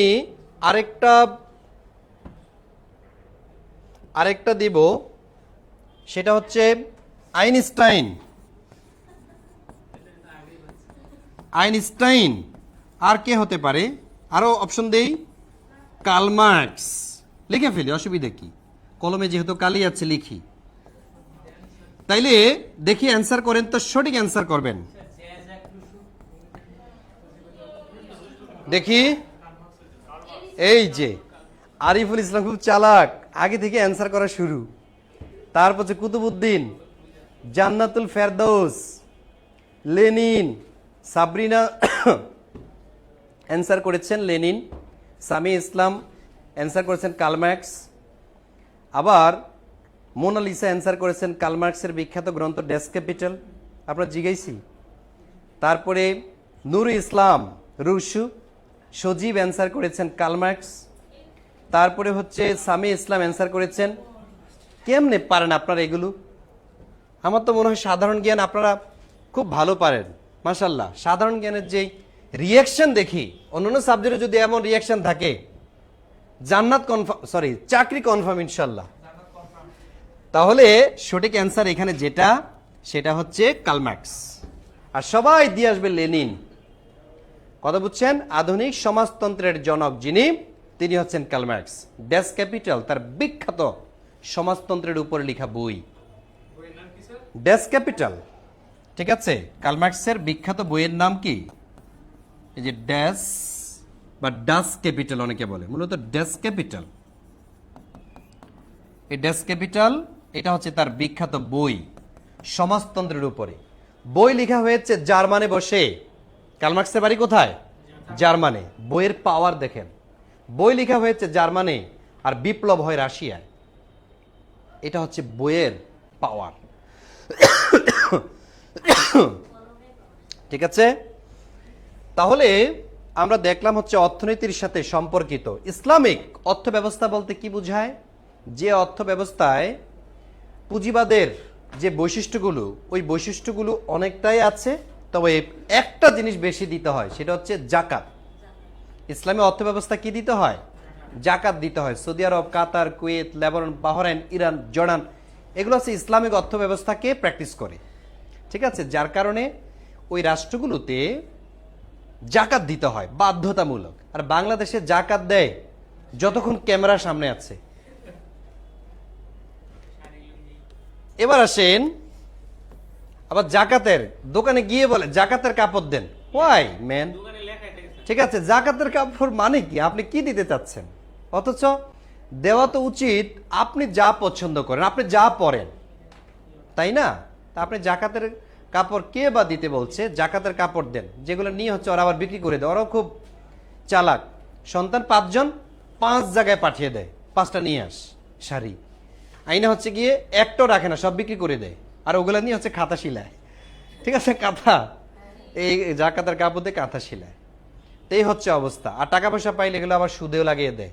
কারণ যেভাবে আসছে ওইভাবে চলে যায়। আমাদের বাঙালিদের ভাগ্য আর পরিবর্তন হবে না। আচ্ছা, তাইলে এবার আসেন, বাংলাদেশে মুক্ত বাজার অর্থনীতি কত সালে চালু হয়? মুক্ত বাজার অর্থনীতি, যেখানে সরকারের কোনো দাম নির্ধারণে বা অন্যান্য ক্ষেত্রে হস্তক্ষেপ থাকবে না, কত সালে দেখি বলেন তো? যারা অ্যান্সার করে তারা শুধু বারবার করে, যারা করে না তারা করেই না। বলেন তো, মুক্ত বাজার অর্থনীতি বাংলাদেশে চালু হয়েছে কত সালে? Thank you so much. এই তো, আপনি কি জাকাত দেন? ভাই আমি খুব গরিব মানুষ, ঠিক আছে, আমি অত একটা জাকাত আসে না আর কি। হ্যাঁ, আমি অত টাকার মালিক না, সাধ্য মতো আমার যা আসে আমি চেষ্টা করি দেয়ার। কিন্তু বাংলাদেশ যে সিস্টেমটা, এই সিস্টেমটা সরকার যদি নিয়ন্ত্রণ করতো জাকাত উঠানোর দায়িত্ব, তাইলে মনে হচ্ছে বাংলাদেশের দারিদ্রতা অনেকটাই হ্রাস পেত। ঠিক আছে, এখন তো হজবর হলো জাকাত দিচ্ছে, কেউ আবার ক্যাম্পেইন করছে। তো দেখেন, বাংলাদেশে মুক্তবাজার অর্থনীতি চালু হয়েছে 1991। যারা অ্যান্সারটা করেছেন সবাইকে আমি ধন্যবাদ জানাই।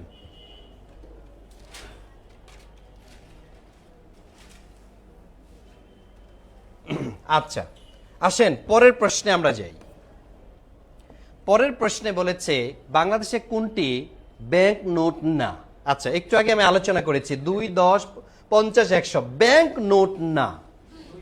ঠিক আছে, এটা অ্যান্সার করে ফেলেন, দ্রুত ঝটপট অ্যান্সার করে ফেলেন। জাকাত ফরজ, এক ভাই কমেন্টস করেছে জাকাত ফরজ। ইয়েস ভাই, আমিও জানি জাকাত ফরজ, সমস্যা একটা মানি না, দুনিয়ার সব কিছু আমি জানি। হ্যাঁ,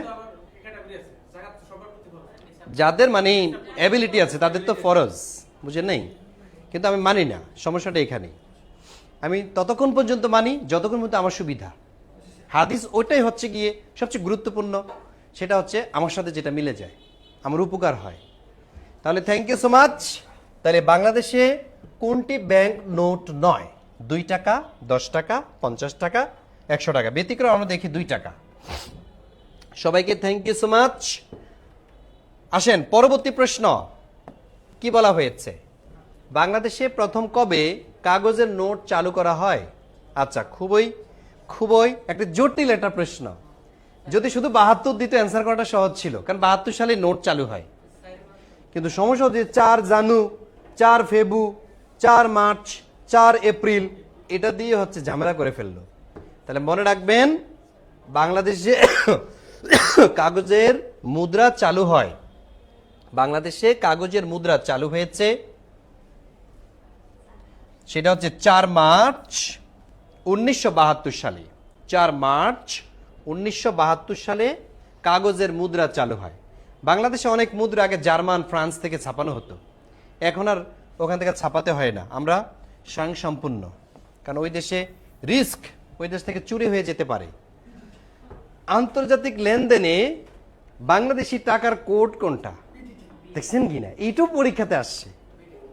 কিন্তু অনেক পোলাপানে দিয়ে আসছে বিডিটি, অনেকে বিটি কে দিয়ে আসছে, যেহেতু কে আছে মানে হ্যাঁ এটা তার বিটি দিয়ে আসছে অনেকে। মূলত কোনটা বলেন তো? হ্যাঁ বিডিটি কে, ঠিক আছে। হ্যাঁ বিডিটি, হ্যাঁ হ্যাঁ আমি কি দিচ্ছি, বিডিটি, দেখছেন কিনা। তাইলে বাংলাদেশের টাকার যে কোড সেটা হচ্ছে বিডিটি, এটা নির্ধারণ করা হয়েছে। তারপরে দেখেন প্রশ্ন, বাংলাদেশের বর্তমানে কত ধরনের সরকারি নোট প্রচলিত আছে? একটু আগে আমি বলেছি কয় ধরনের। বাংলাদেশের সরকারি নোট কতটি প্রচলিত, প্রশ্ন বুঝছেন? তাইলে সেটা হচ্ছে 3টি, তাই না? কত কত? 1, 2 এবং 5 টাকার নোট, এগুলো হচ্ছে সরকারি নোট। এই প্রশ্নগুলো বারবার পরীক্ষার মধ্যে আসে, বারবার। এবার আসেন পরবর্তী প্রশ্নে আসি। 1 টাকার নোটে স্বাক্ষর থাকে কার? দেখে এটা অ্যান্সার করেন। 1 টাকার নোটে স্বাক্ষর কে করেন? কমেন্টস কি করেছেন? হীরা রায় অ্যান্সার করেছেন, থ্যাংক ইউ সো মাচ। তাহলে অর্থমন্ত্রীর কোনো কাজ নাই, রাষ্ট্রপতির কোনো কাজ নাই, কাজ হচ্ছে নিচের 2 জনের। তাহলে কোনটা হবে? এই অর্থ সচিব। এখানে সঠিক অ্যান্সার হচ্ছে অর্থ সচিব। যারা দিয়েছেন তাদেরটাই সঠিক হয়েছে। জি আপনারা সঠিক হয়েছে। মমতাজ, হ্যাঁ মমতাজ আপনারা সঠিক হয়েছে। তারপরে হচ্ছে আমাদের আমিনা আক্তার অ্যান্সার করেছেন, হ্যাঁ আপনারা সঠিক হয়েছে, থ্যাংক ইউ সো মাচ। এবার আসেন পরবর্তী প্রশ্ন। বয়স্ক ভাতা চালু হয়, বয়স্ক ভাতা নিচের কোন কর্মসূচির আওতাভুক্ত? সামাজিক সংশোধন, আন্দোলন, নিরাপত্তা না কার্যক্রম? বলেন তো। বয়স্ক ভাতা, দেখি বুদ্ধি খাটে অ্যান্সার করেন। বয়স্ক ভাতা চালু হয় মানে কোন কর্মসূচির অন্তর্ভুক্ত? সংশোধন, সামাজিক আন্দোলন, সামাজিক নিরাপত্তা নাকি কার্যক্রম? হ্যাঁ হ্যাঁ লাগবে। তাহলে এটা কোনটা হবে? এই তো, thank you so much Rasel, আপনার অ্যান্সারটা সঠিক হয়েছে রাসেল। তারপর বাঁধন আপনারটাও হয়েছে। তারপর অনিক আহমেদ সঠিক হয়েছে, থ্যাংক ইউ সো মাচ। তার মানে হচ্ছে সামাজিক নিরাপত্তা। তো সামাজিক নিরাপত্তা যারা দিয়েছেন তাদেরটা সঠিক হয়েছে। কে বলতে পারবেন এই বয়স্কদের জন্য যে ভাতা চালু এটা কত সালে হয়েছিল? হ্যাঁ 1998, ঠিক আছে। এটা পরীক্ষা আসছিল 44তম বিসিএস এর প্রশ্ন, ঠিক আছে। 44th বিসিএস এই প্রশ্নটা এসেছিল বয়স্ক ভাতা চালু হয় কত সালে? এটা হচ্ছে 1998 সালে, যে বছর বাংলাদেশে ভয়াবহ বন্যা হয়েছিল। তারপরে আসেন বাংলাদেশে কবে বয়স্ক ভাতা চালু হয়? একটু আগে যেটা বললাম সেটা হচ্ছে 1998 সালে। পরবর্তী প্রশ্ন, এখানে বলে আছে বাংলাদেশ এক্সপোর্ট প্রসেসিং জোন, ব্যবসা, বাংলাদেশ এক্সপোর্ট প্রসেসিং জোন এটা কোথায় অবস্থিত? ঈশ্বরদীতে, পতেঙ্গাতে, সাভারে, ডেমরা?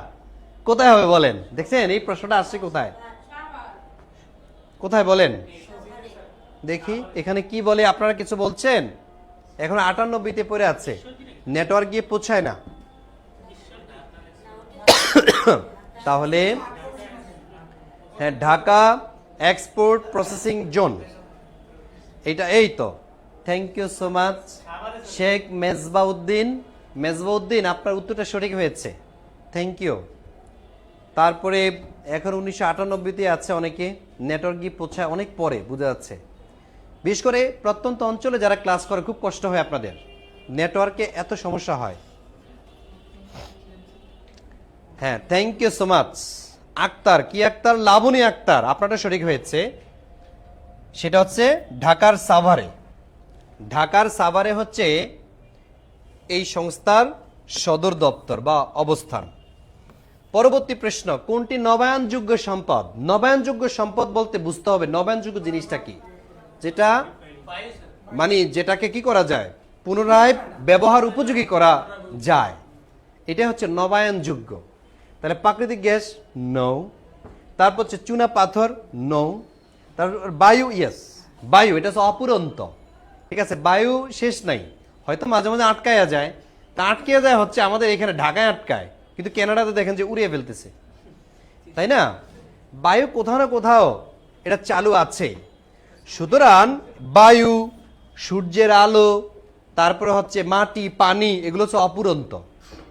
অফুরন্ত হওয়ার কারণে এগুলো সব সময় আবার প্রসেসিং করে ব্যবহার উপযোগী যেহেতু করা যায়, তাই এগুলোকে বলা হয় নবায়নযোগ্য সম্পদ। বিসিএস এ এখানে মাত্র 44 দিয়েছে, আমি একবার হিসাব করে দেখি 4টা বিসিএস আসে শুধু এই প্রশ্নটা। বিজ্ঞানেও আসে, সাধারণ জ্ঞানেও আসে এই প্রশ্নটা, এত বার আসে, কি পরিমাণ কমনস।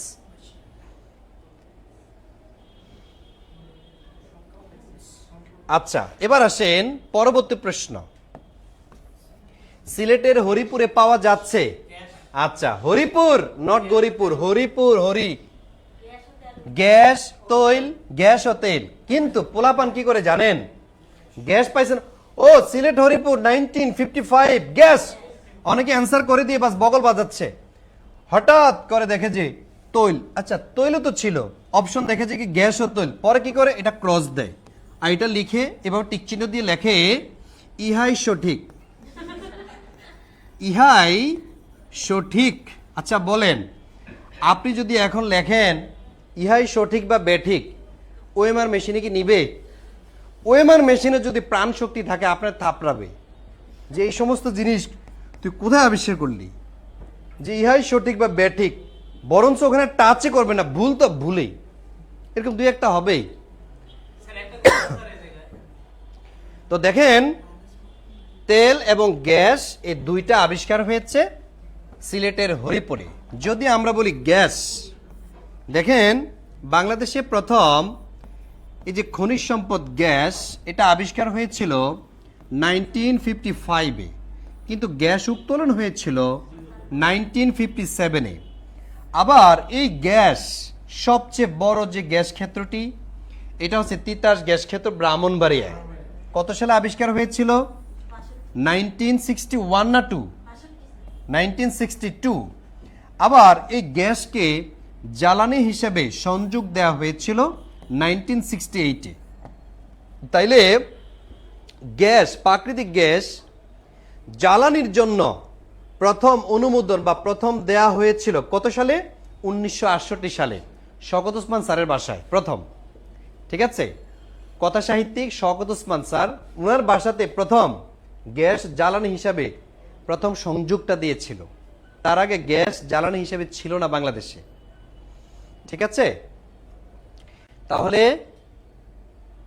আমি বুঝাতে পেরেছি আশা করি। 55 সালে গ্যাস আবিষ্কার হয়েছে, 57-তে হচ্ছে গ্যাস কি হয়েছে, উত্তোলন শুরু হয়েছে, কারণ 2 বছর লেগেছে প্রসেসিং করতে। আর 1962-তে বাংলাদেশের সবচেয়ে বড় যে গ্যাস ক্ষেত্র তিতাস, তিতাস গ্যাস ক্ষেত্র আবিষ্কার হয়েছে। এই যে ঢাকা শহরে গ্যাস সাপ্লাই দেওয়া হয় কোথা থেকে জানেন? এটা হচ্ছে তিতাস থেকে। ঠিক আছে, তিতাস গ্যাস ক্ষেত্র। ঢাকার শহরে গ্যাসের চাহিদা পূরণ করে এই তিতাস গ্যাস ক্ষেত্র থেকে গ্যাস এনে। গ্যাস সবচেয়ে বেশি ব্যবহৃত হয় কোথায় জানেন? বিদ্যুৎ উৎপাদনে। বাংলাদেশের সবচেয়ে বেশি গ্যাস যেই জায়গাটাতে খরচ হয় সেটা হচ্ছে বিদ্যুৎ উৎপাদনে, কিন্তু কুলাচ্ছে না, যার কারণে এখন কয়লা ভিত্তিক কয়েকটা বিদ্যুৎ প্ল্যান্ট হয়েছে, যেমন রামপাল বিদ্যুৎ কেন্দ্র সুন্দরবনের পাশে, কয়লা দিয়ে এখন হচ্ছে বিদ্যুৎ তৈরি করে। তাহলে বর্তমানে গ্যাস ক্ষেত্র আছে কয়টি জানেন?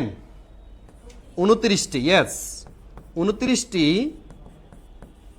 গ্যাস ক্ষেত্র রয়েছে। গ্যাস ক্ষেত্র রয়েছে বর্তমানে, এই সাম্প্রতিকটাই গুরুত্বপূর্ণ।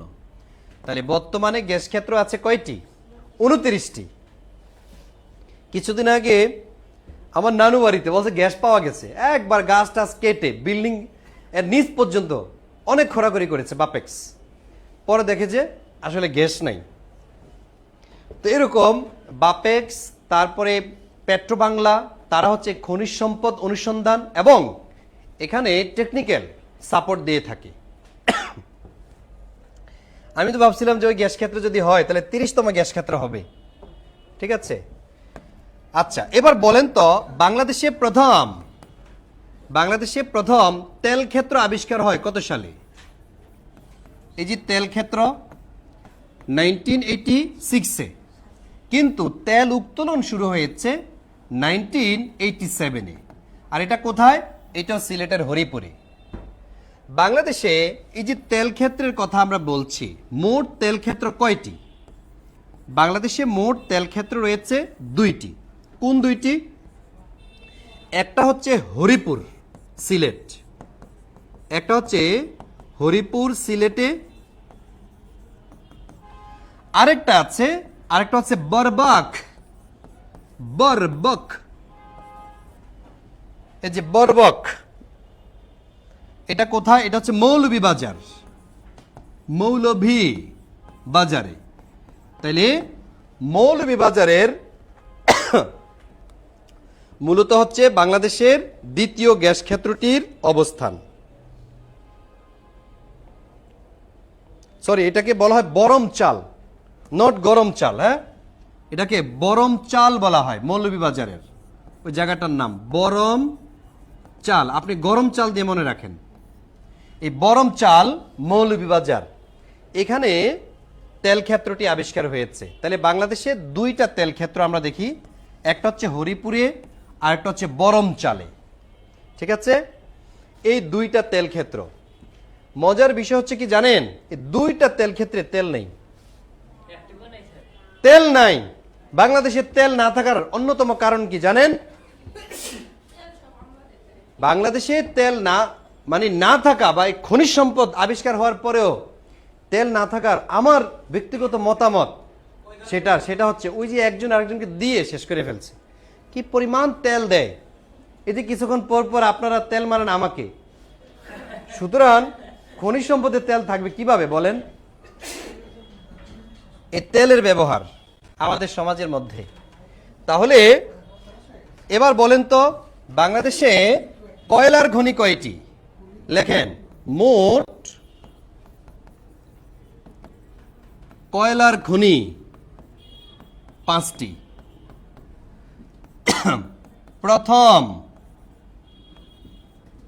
প্রথম জামালগঞ্জ, মনে রাখবেন এই জামালগঞ্জ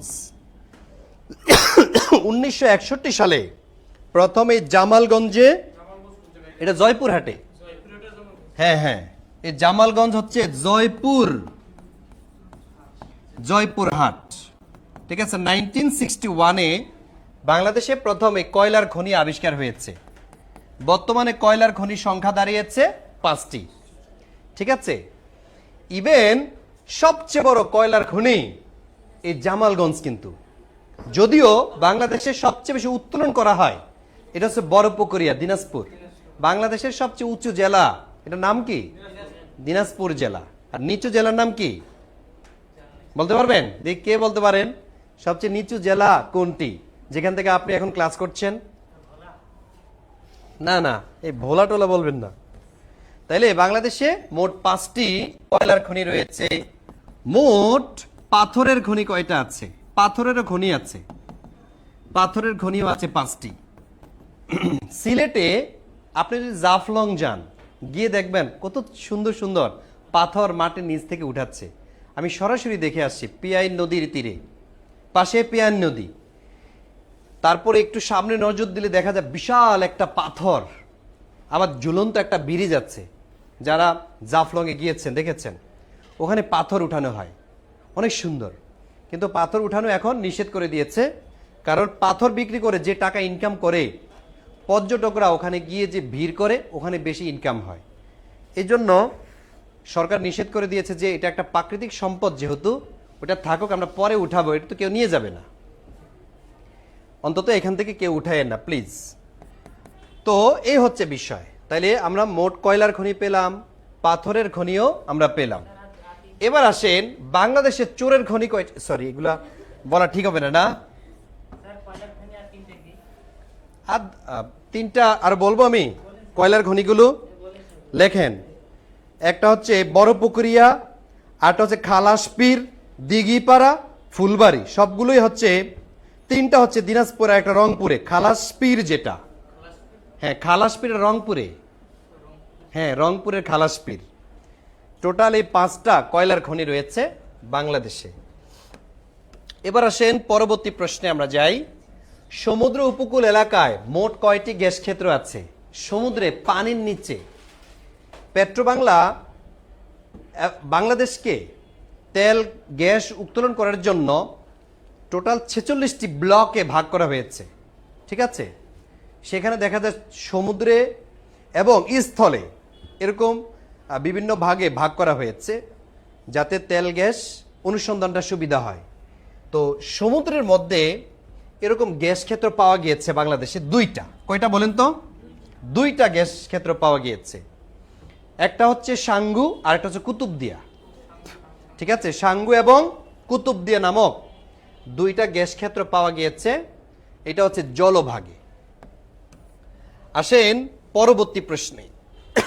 যে ভাষা থেকে, আমরা এবার একটু ভিন্ন টপিকে যাই, যে ভাষা থেকে এডুকেশন শব্দটির উৎপত্তি হয়েছে কে বলতে পারবেন?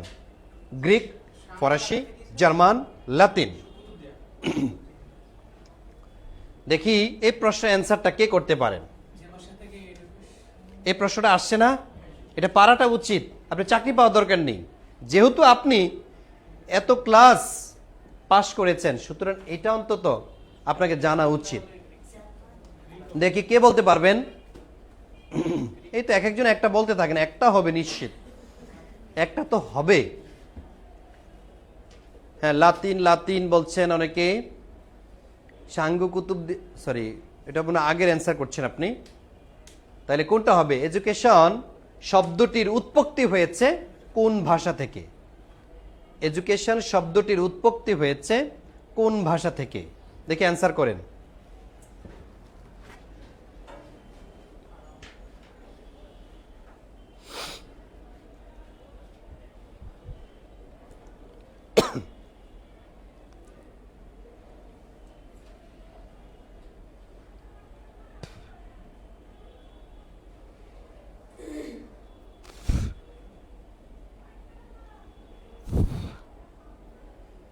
এখানে কি অপশন আসলে আছে? কি করছেন? হ্যাঁ বলেন তো, এডুকেশন শব্দটি কোন ভাষা থেকে এসেছে? কে বলতে পারবেন এখানে?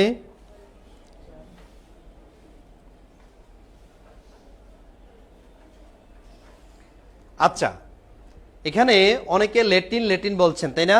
ল্যাটিন আসলে এখানে অপশনের মধ্যে নেই, কিন্তু সঠিক অ্যান্সার কিন্তু গোটাই, তাই না? ল্যাটিন কি আছে? ও আচ্ছা আচ্ছা, লাতিন দেয়া আছে বলে আমরা কিন্তু অনেকে দিতে পারছি না। তাহলে লাতিন মানে ওই ল্যাটিনটাকে বুঝায়।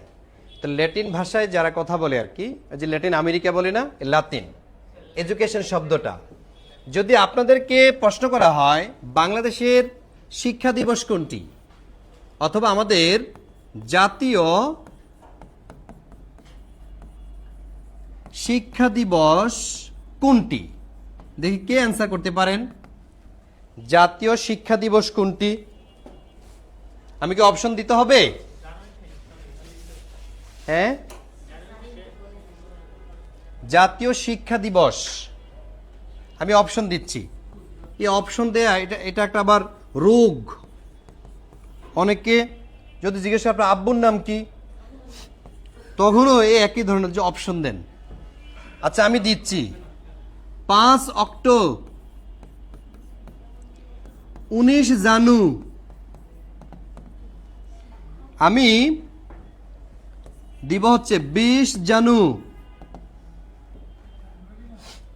তারপরে আমি দিব হচ্ছে 17 সেপ্টেম্বর। দেখি সঠিক অ্যান্সার কে দিতে পারেন। 19 জানু, এই যে সিদ্দিকা অ্যান্সার করেছেন, শাহনাজ সিদ্দিকা, বনলতা সেন অ্যান্সার করেছেন, হুমায়ুন অ্যান্সার করেছে। করতে থাকেন, একটা তো হবে, একটা নিশ্চিত হবে আপনার। 19 জানুয়ারি কেউ বলেছেন। তারপর দেখি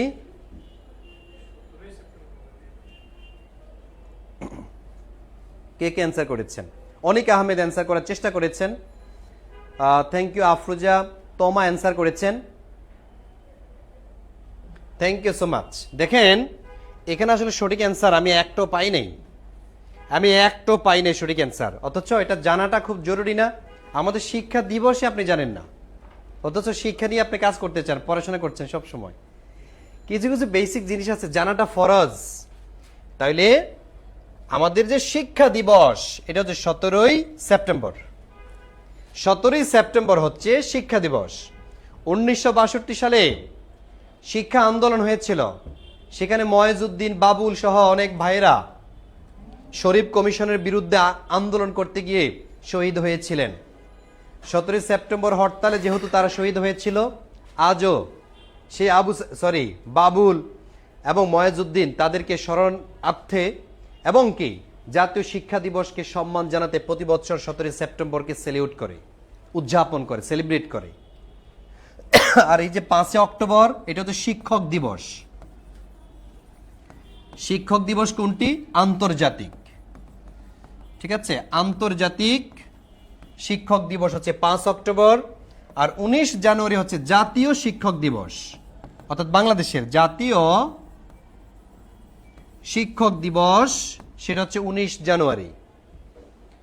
আর 17ই সেপ্টেম্বর, 20 জানুয়ারি এটা হচ্ছে ওই যে আসাদ দিবস, আসাদ। ঠিক আছে, 20 জানুয়ারি হচ্ছে কি দিবস বলেন? আসাদ। আসাদ দিবস হচ্ছে 20 জানুয়ারি। 69-এর আসাদের কথা বলছি। আর 17ই সেপ্টেম্বর আমাদের শিক্ষা দিবস, এবং সংবিধানের 17 নং অনুচ্ছেদে শিক্ষার কথাটি আছে, যদিও এটা এখন চেঞ্জও হতে পারে। তাহলে দেখেন তো কত গুরুত্বপূর্ণ বিষয় আমরা জানলাম। একই, সব এক। আন্তর্জাতিক মানে বিশ্ব, আর জাতীয় মানে বাংলাদেশ। ওকে, পরবর্তী প্রশ্নে আসেন। বাংলাদেশের শিক্ষার স্তর কয়টি? 2, 3, 4, 5। ঠিক আছে, এখন পর্যন্ত বাংলাদেশের শিক্ষার স্তর রয়েছে 3টি। কি কি বলেন তো? প্রাথমিক, মাধ্যমিক এবং উচ্চ, মানে উচ্চ শিক্ষা বলা হয়। ঠিক আছে, যেমন প্রাথমিক ক্লাস 8 পর্যন্ত। ঠিক আছে, মাধ্যমিকটা ধরা হয় 9 থেকে ইন্টারমিডিয়েট পর্যন্ত, আর অনার্স মাস্টার্স পর্যন্ত সেটাকে উচ্চ শিক্ষা বলা হয়। এই 3টা স্তরে ভাগ করা হয়েছে বাংলাদেশের শিক্ষা ব্যবস্থাকে। এখান থেকে প্রচুর প্রশ্ন আসবে। এবার আসেন পরবর্তী প্রশ্নে, দেখেন কি লেখা আছে। বাংলাদেশে কোনটি নিরক্ষর মুক্ত জেলা? এখানে কোনটা নিরক্ষর মুক্ত জেলা বলতে পারবেন? নিরক্ষর মুক্ত জেলা বাংলাদেশে 7টি। কয়টি বলেন তো? জাস্ট একটা লাইন মনে রাখবেন, একটা লাইন মনে রাখবেন, এক লাইনের মধ্যে 7টি জেলা চলে আসবে। লেখেন সিরাজ, চুমালাগা, সিরাজ চুমালাগা। এখানে সিরাজ মানে কি বলেন তো? সিরাজগঞ্জ একটা নিরক্ষর মুক্ত জেলা। রাতে হচ্ছে রাজশাহী নিরক্ষর মুক্ত জেলা। জতে জয়পুরহাট নিরক্ষর মুক্ত জেলা। চুতে চুয়াডাঙ্গা একটি নিরক্ষর মুক্ত জেলা। মাতে মাগুরা, কি গুড়া? এটা কিন্তু প্রথম বাংলাদেশের। হ্যাঁ, মাগুরা। লাতে হচ্ছে লালমনিরহাট, এটা হচ্ছে নিরক্ষর মুক্ত জেলা, গাতে হচ্ছে গাজী পুর। এই যে 7টি জেলার নাম আমি লিখলাম, এগুলো হচ্ছে নিরক্ষর মুক্ত জেলা। এখন যদি পরীক্ষায় প্রশ্ন আসে নিচের কোনটি নিরক্ষর মুক্ত জেলা, এটা কি আবারও বাসায় গিয়ে পড়তে হবে? এই লাইন আপনার মনে থাকবে, কারণ এটা আপনার সাথে মিলে যায়, হয় পজিটিভ না হয় নেগেটিভ। তো এই জন্য ছন্দ আমি অনেক দেই, কিন্তু এই সমস্ত অ্যাডাল যে ছন্দগুলো এগুলো দিতে চাই না, এগুলো আমি অফলাইনে দেই।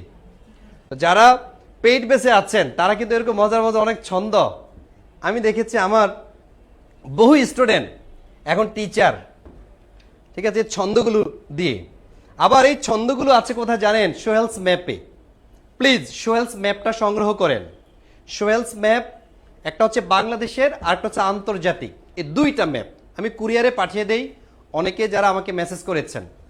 তো সোহেলস ম্যাপটা আমি খুব যত্ন করে সাজিয়েছি, সহজ এবং সাবলীল ভাষায়। অনেক ম্যাপ আছে খুব কমপ্লেক্স, ভাষাগত জটিলতা অথবা এত পরিমাণ রেখা দেখা যায় যে পড়তে বোর্ড লাগে, কিন্তু সোহেলস ম্যাপ আশা করি আপনি বোর্ড হবেন না, এনজয় করবেন ইনশাল্লাহ। এটা হচ্ছে সোহেলস ম্যাপ পাওয়ার জন্য আপনি যেটা করতে পারেন সেটা হচ্ছে আমাকে মেসেজ দিবেন এই নাম্বারে, অথবা আমাদের এখানে যোগাযোগ করবেন 019829872226 এই নাম্বারে আমাকে হোয়াটসঅ্যাপে মেসেজ দিবেন। আপনার অ্যাড্রেস পাঠালে আমি কুরিয়ারে পাঠিয়ে দেব।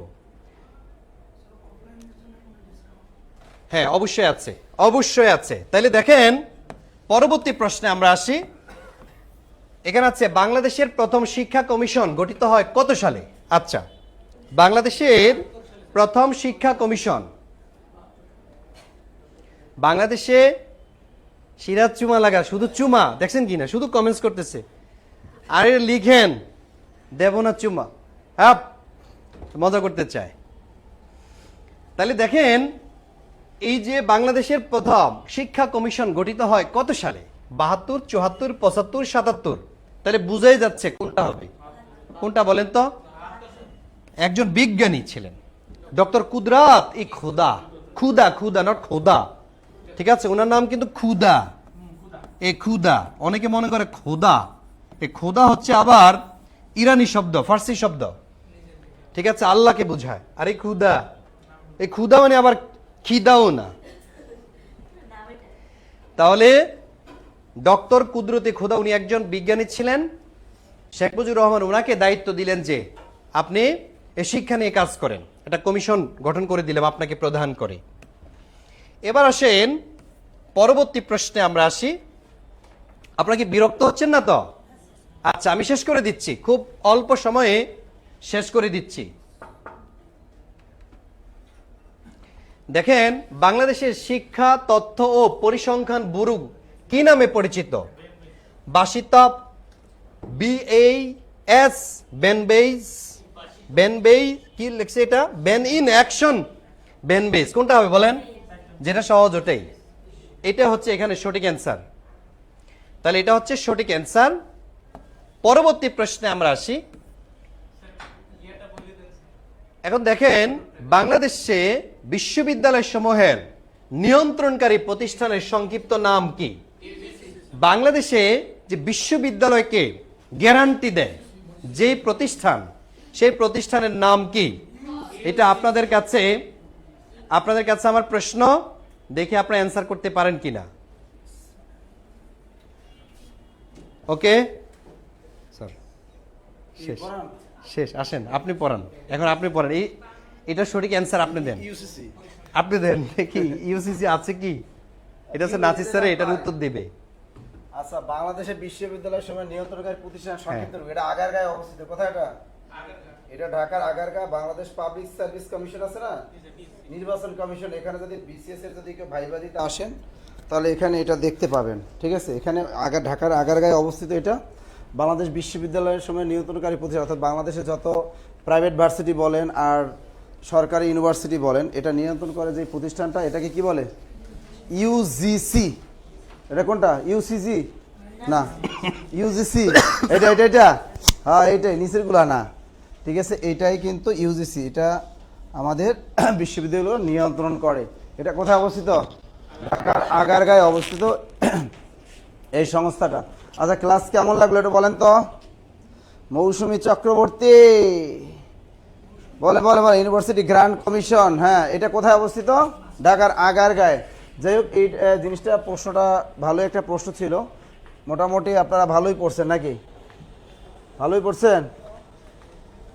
এখন বলেন ক্লাস কেমন লাগলো স্যারের? স্যারের ক্লাস কেমন লাগছিল? হ্যাঁ, এই যে বাংলাদেশ শিক্ষা তথ্য পরিসংখ্যান ব্যুরোর নাম কি? ব্যানবেস।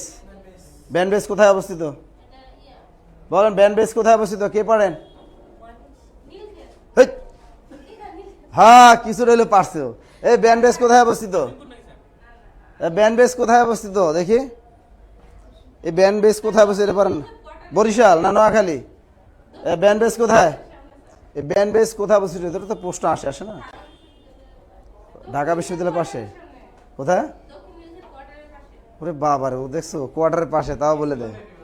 হ্যাঁ আচ্ছা ক্লাসটা কেমন ছিল? আলহামদুলিল্লাহ স্যার খুবই ভালো লাগছিল class. Shim Islam this outstanding class sir, university grand commission কি ঠিক আছে?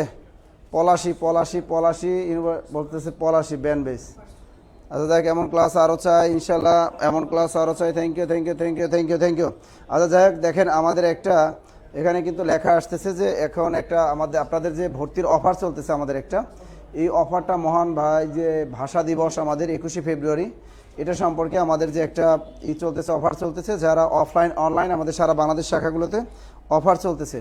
আপনারা 47 48তম বিসিএসের এইগুলোতে আপনারা অফারে ভর্তি হতে পারবেন। পাশাপাশি প্রাইমারি যে ফাউন্ডেশন কোর্স এটা ভর্তি হতে পারবেন 11 থেকে 20তম গ্রেড, এবং নিবন্ধনের সকল কোর্সে প্রি লিখিত যে আমাদের অফারটা চলছে সেটা ভর্তি হতে পারবেন। স্যার 10 থেকে 20তম গ্রেডের রুটিনটা পেইড বেজে দিয়ে ইনশাল্লাহ, 11 থেকে 20তম গ্রেডের পেইড বেজে 10 থেকে 20 রুটিনটা আবার দিয়ে দিব। স্যারের ক্লাস খুবই ভালো লাগে, স্যারের ক্লাস সবসময় ভালো। Thank you thank you. Popirani ব্যানবেজ দারুণ লাগছে sir, thank you thank you thank you thank you thank you thank you. হ্যাঁ নীলক্ষেত সবাই পারছেন, ব্যানবেজ কোথায় অবস্থিত? Nilkhet, very good. আর কোনো প্রশ্ন আছে? মৌসুমী চক্রবর্তী, ওর মৌসুমী নাম বানানটা ঠিক করছে তাই না? মৌসুমী বানানটা ঠিক করছে, যাক তবু মৌসুমী বানানটা রসইকার দিয়ে লিখছে সে। আরে নাসির স্যার যে আমি আপনাদের নতুন ছাত্রী, thank you Sabina, very good. Banalata Sen regular GK class চাই, সন্ধ্যায় চাই। জিকে ক্লাস আমাদের সবচেয়ে বেশি হয়, তোমরা চাইলে না চাইলেও আমরা দিই। আমাদের জিকে স্যাররা দেখেন, আমাদের জিকে স্যার কতজন হিসাব আছে।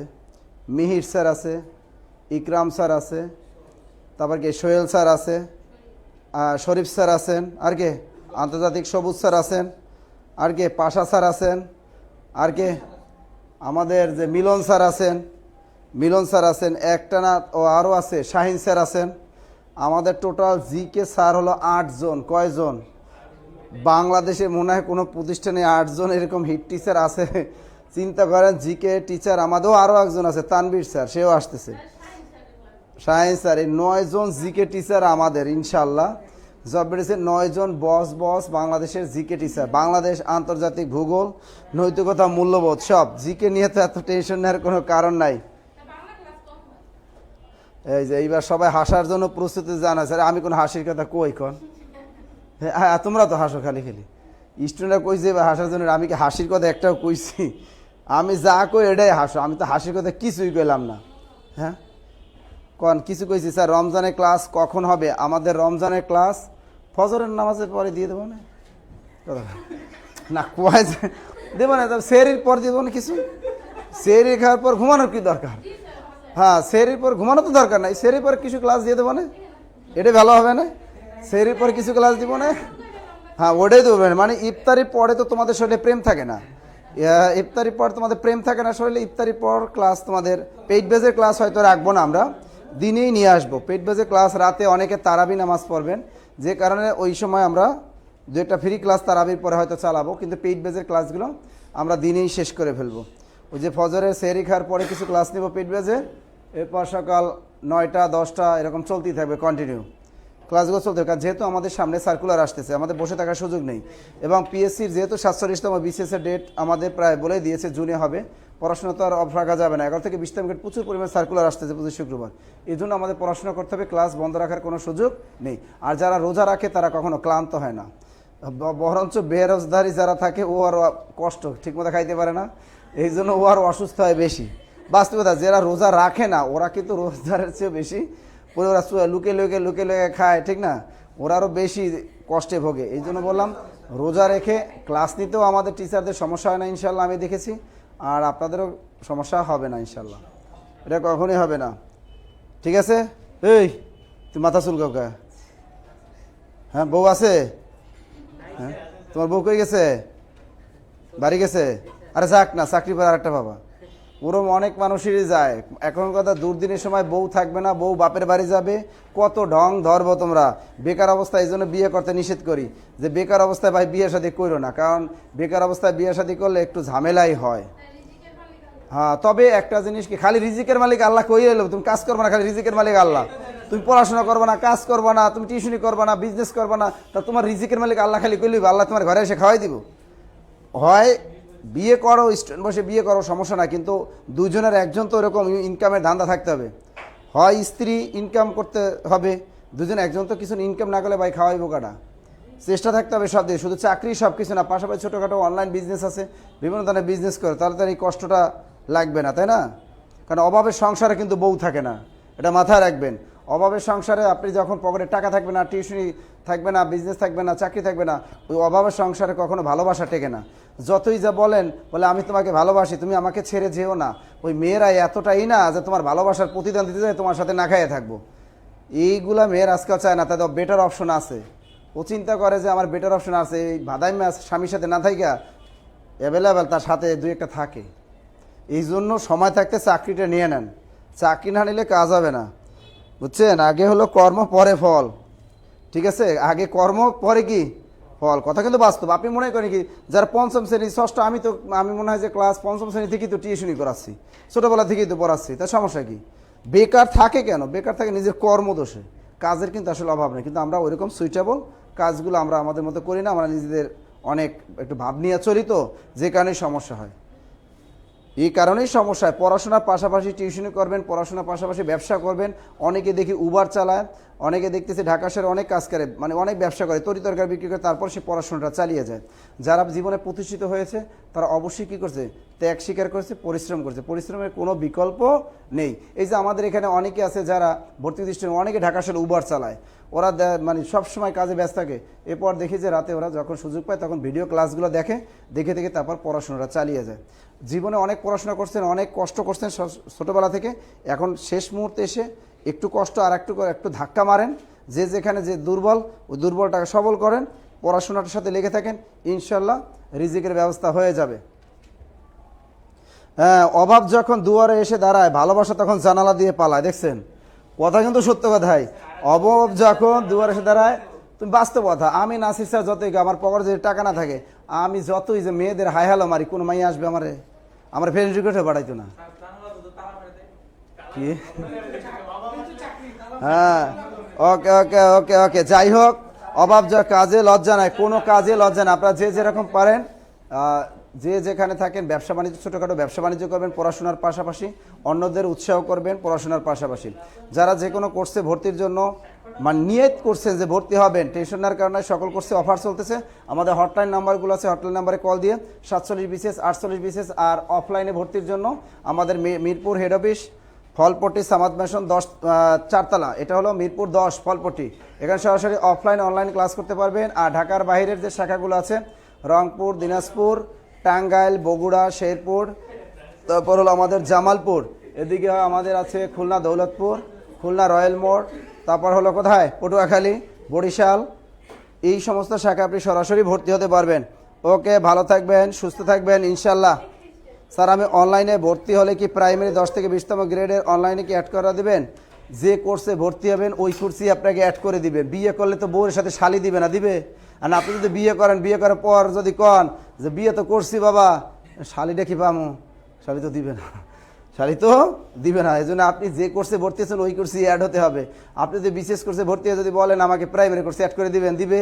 আপনি যদি প্রাইমারি কোর্সে ভর্তি বলেন আমাকে নিবন্ধন করে অ্যাড করে দেন, দিবে? দিবে না। ঠিক আছে, ওই বিয়ের মতোই। তার মানে কি, ওই যে মাইয়া বিয়ে করছেন ওই মাইয়ারে নিতে হইব। আর যতই শালি 10টা থাকলেও ও শ্বশুর জীবনে একটা মাইয়া ফিরে দিত না, বলে বউ বেটা তুই যেটা বিয়ে করছো ওইটা লইয়াই যা। কথা সত্য? স্যার, সকালে প্রাইমারি ফাউন্ডেশন ক্লাসটা রেকর্ড দেখতে পাচ্ছি না, 509 কল দাও, সব পাবা। স্যার, পটুয়াখালী কোন জায়গায়? পটুয়াখালী পৌরসভার মোড়। আমি 19 তারিখে আমার সেমিনার আছে পটুয়াখালী শাখায়, পটুয়াখালী পৌরসভার মোড় জব মেডিসিনের শাখা আছে। 19 তারিখ আমার সাথে সেমিনার আছে, সেমিনারে দেখা হবে ইনশাল্লাহ। পটুয়াখালী যাব, 19 তারিখ সেমিনার আছে, ঠিক আছে স্যার? কালকে জুমে হওয়া রাতুল স্যার ইংরেজি সাহিত্যে ক্লাসটি আমাদের 801 গ্রুপে দিবেন স্যার। ওকে, আমরা রাতুল স্যারের ইংরেজি ক্লাসটা আমরা অবশ্যই দিয়ে দিব, আমাদের স্টাফকে আমি বলে দিব, দিয়ে দিবে, সমস্যা নাই, সব গ্রুপে দিয়ে দিবে। ওকে ওকে ওকে ওকে, ঠিক আছে স্যার। কুমিল্লার শাখা আছে, কুমিল্লার শাখা উদ্বোধন হবে আমাদের 24শে ফেব্রুয়ারি, না এখন কি মাস? ফেব্রুয়ারি। এই মাসের 24 তারিখ উদ্বোধন হবে কুমিল্লা শাখা, কুমিল্লা শাখা উদ্বোধন হবে এই মাসের 24 তারিখ, 24শে ফেব্রুয়ারি। মনে থাকে জানো? ভালো থাকবেন, সুস্থ থাকবেন, এই শুভকামনায় আজকের মতো গুড নাইট, আল্লাহ হাফেজ। ওই বাংলা ক্লাস তো আজকেও নিলাম আমি, ওরে তো দেম সবসময়। আচ্ছা বাড়াই দিছি মাসে, আমি রুটিন দেখছি, রুটিনে দেখছি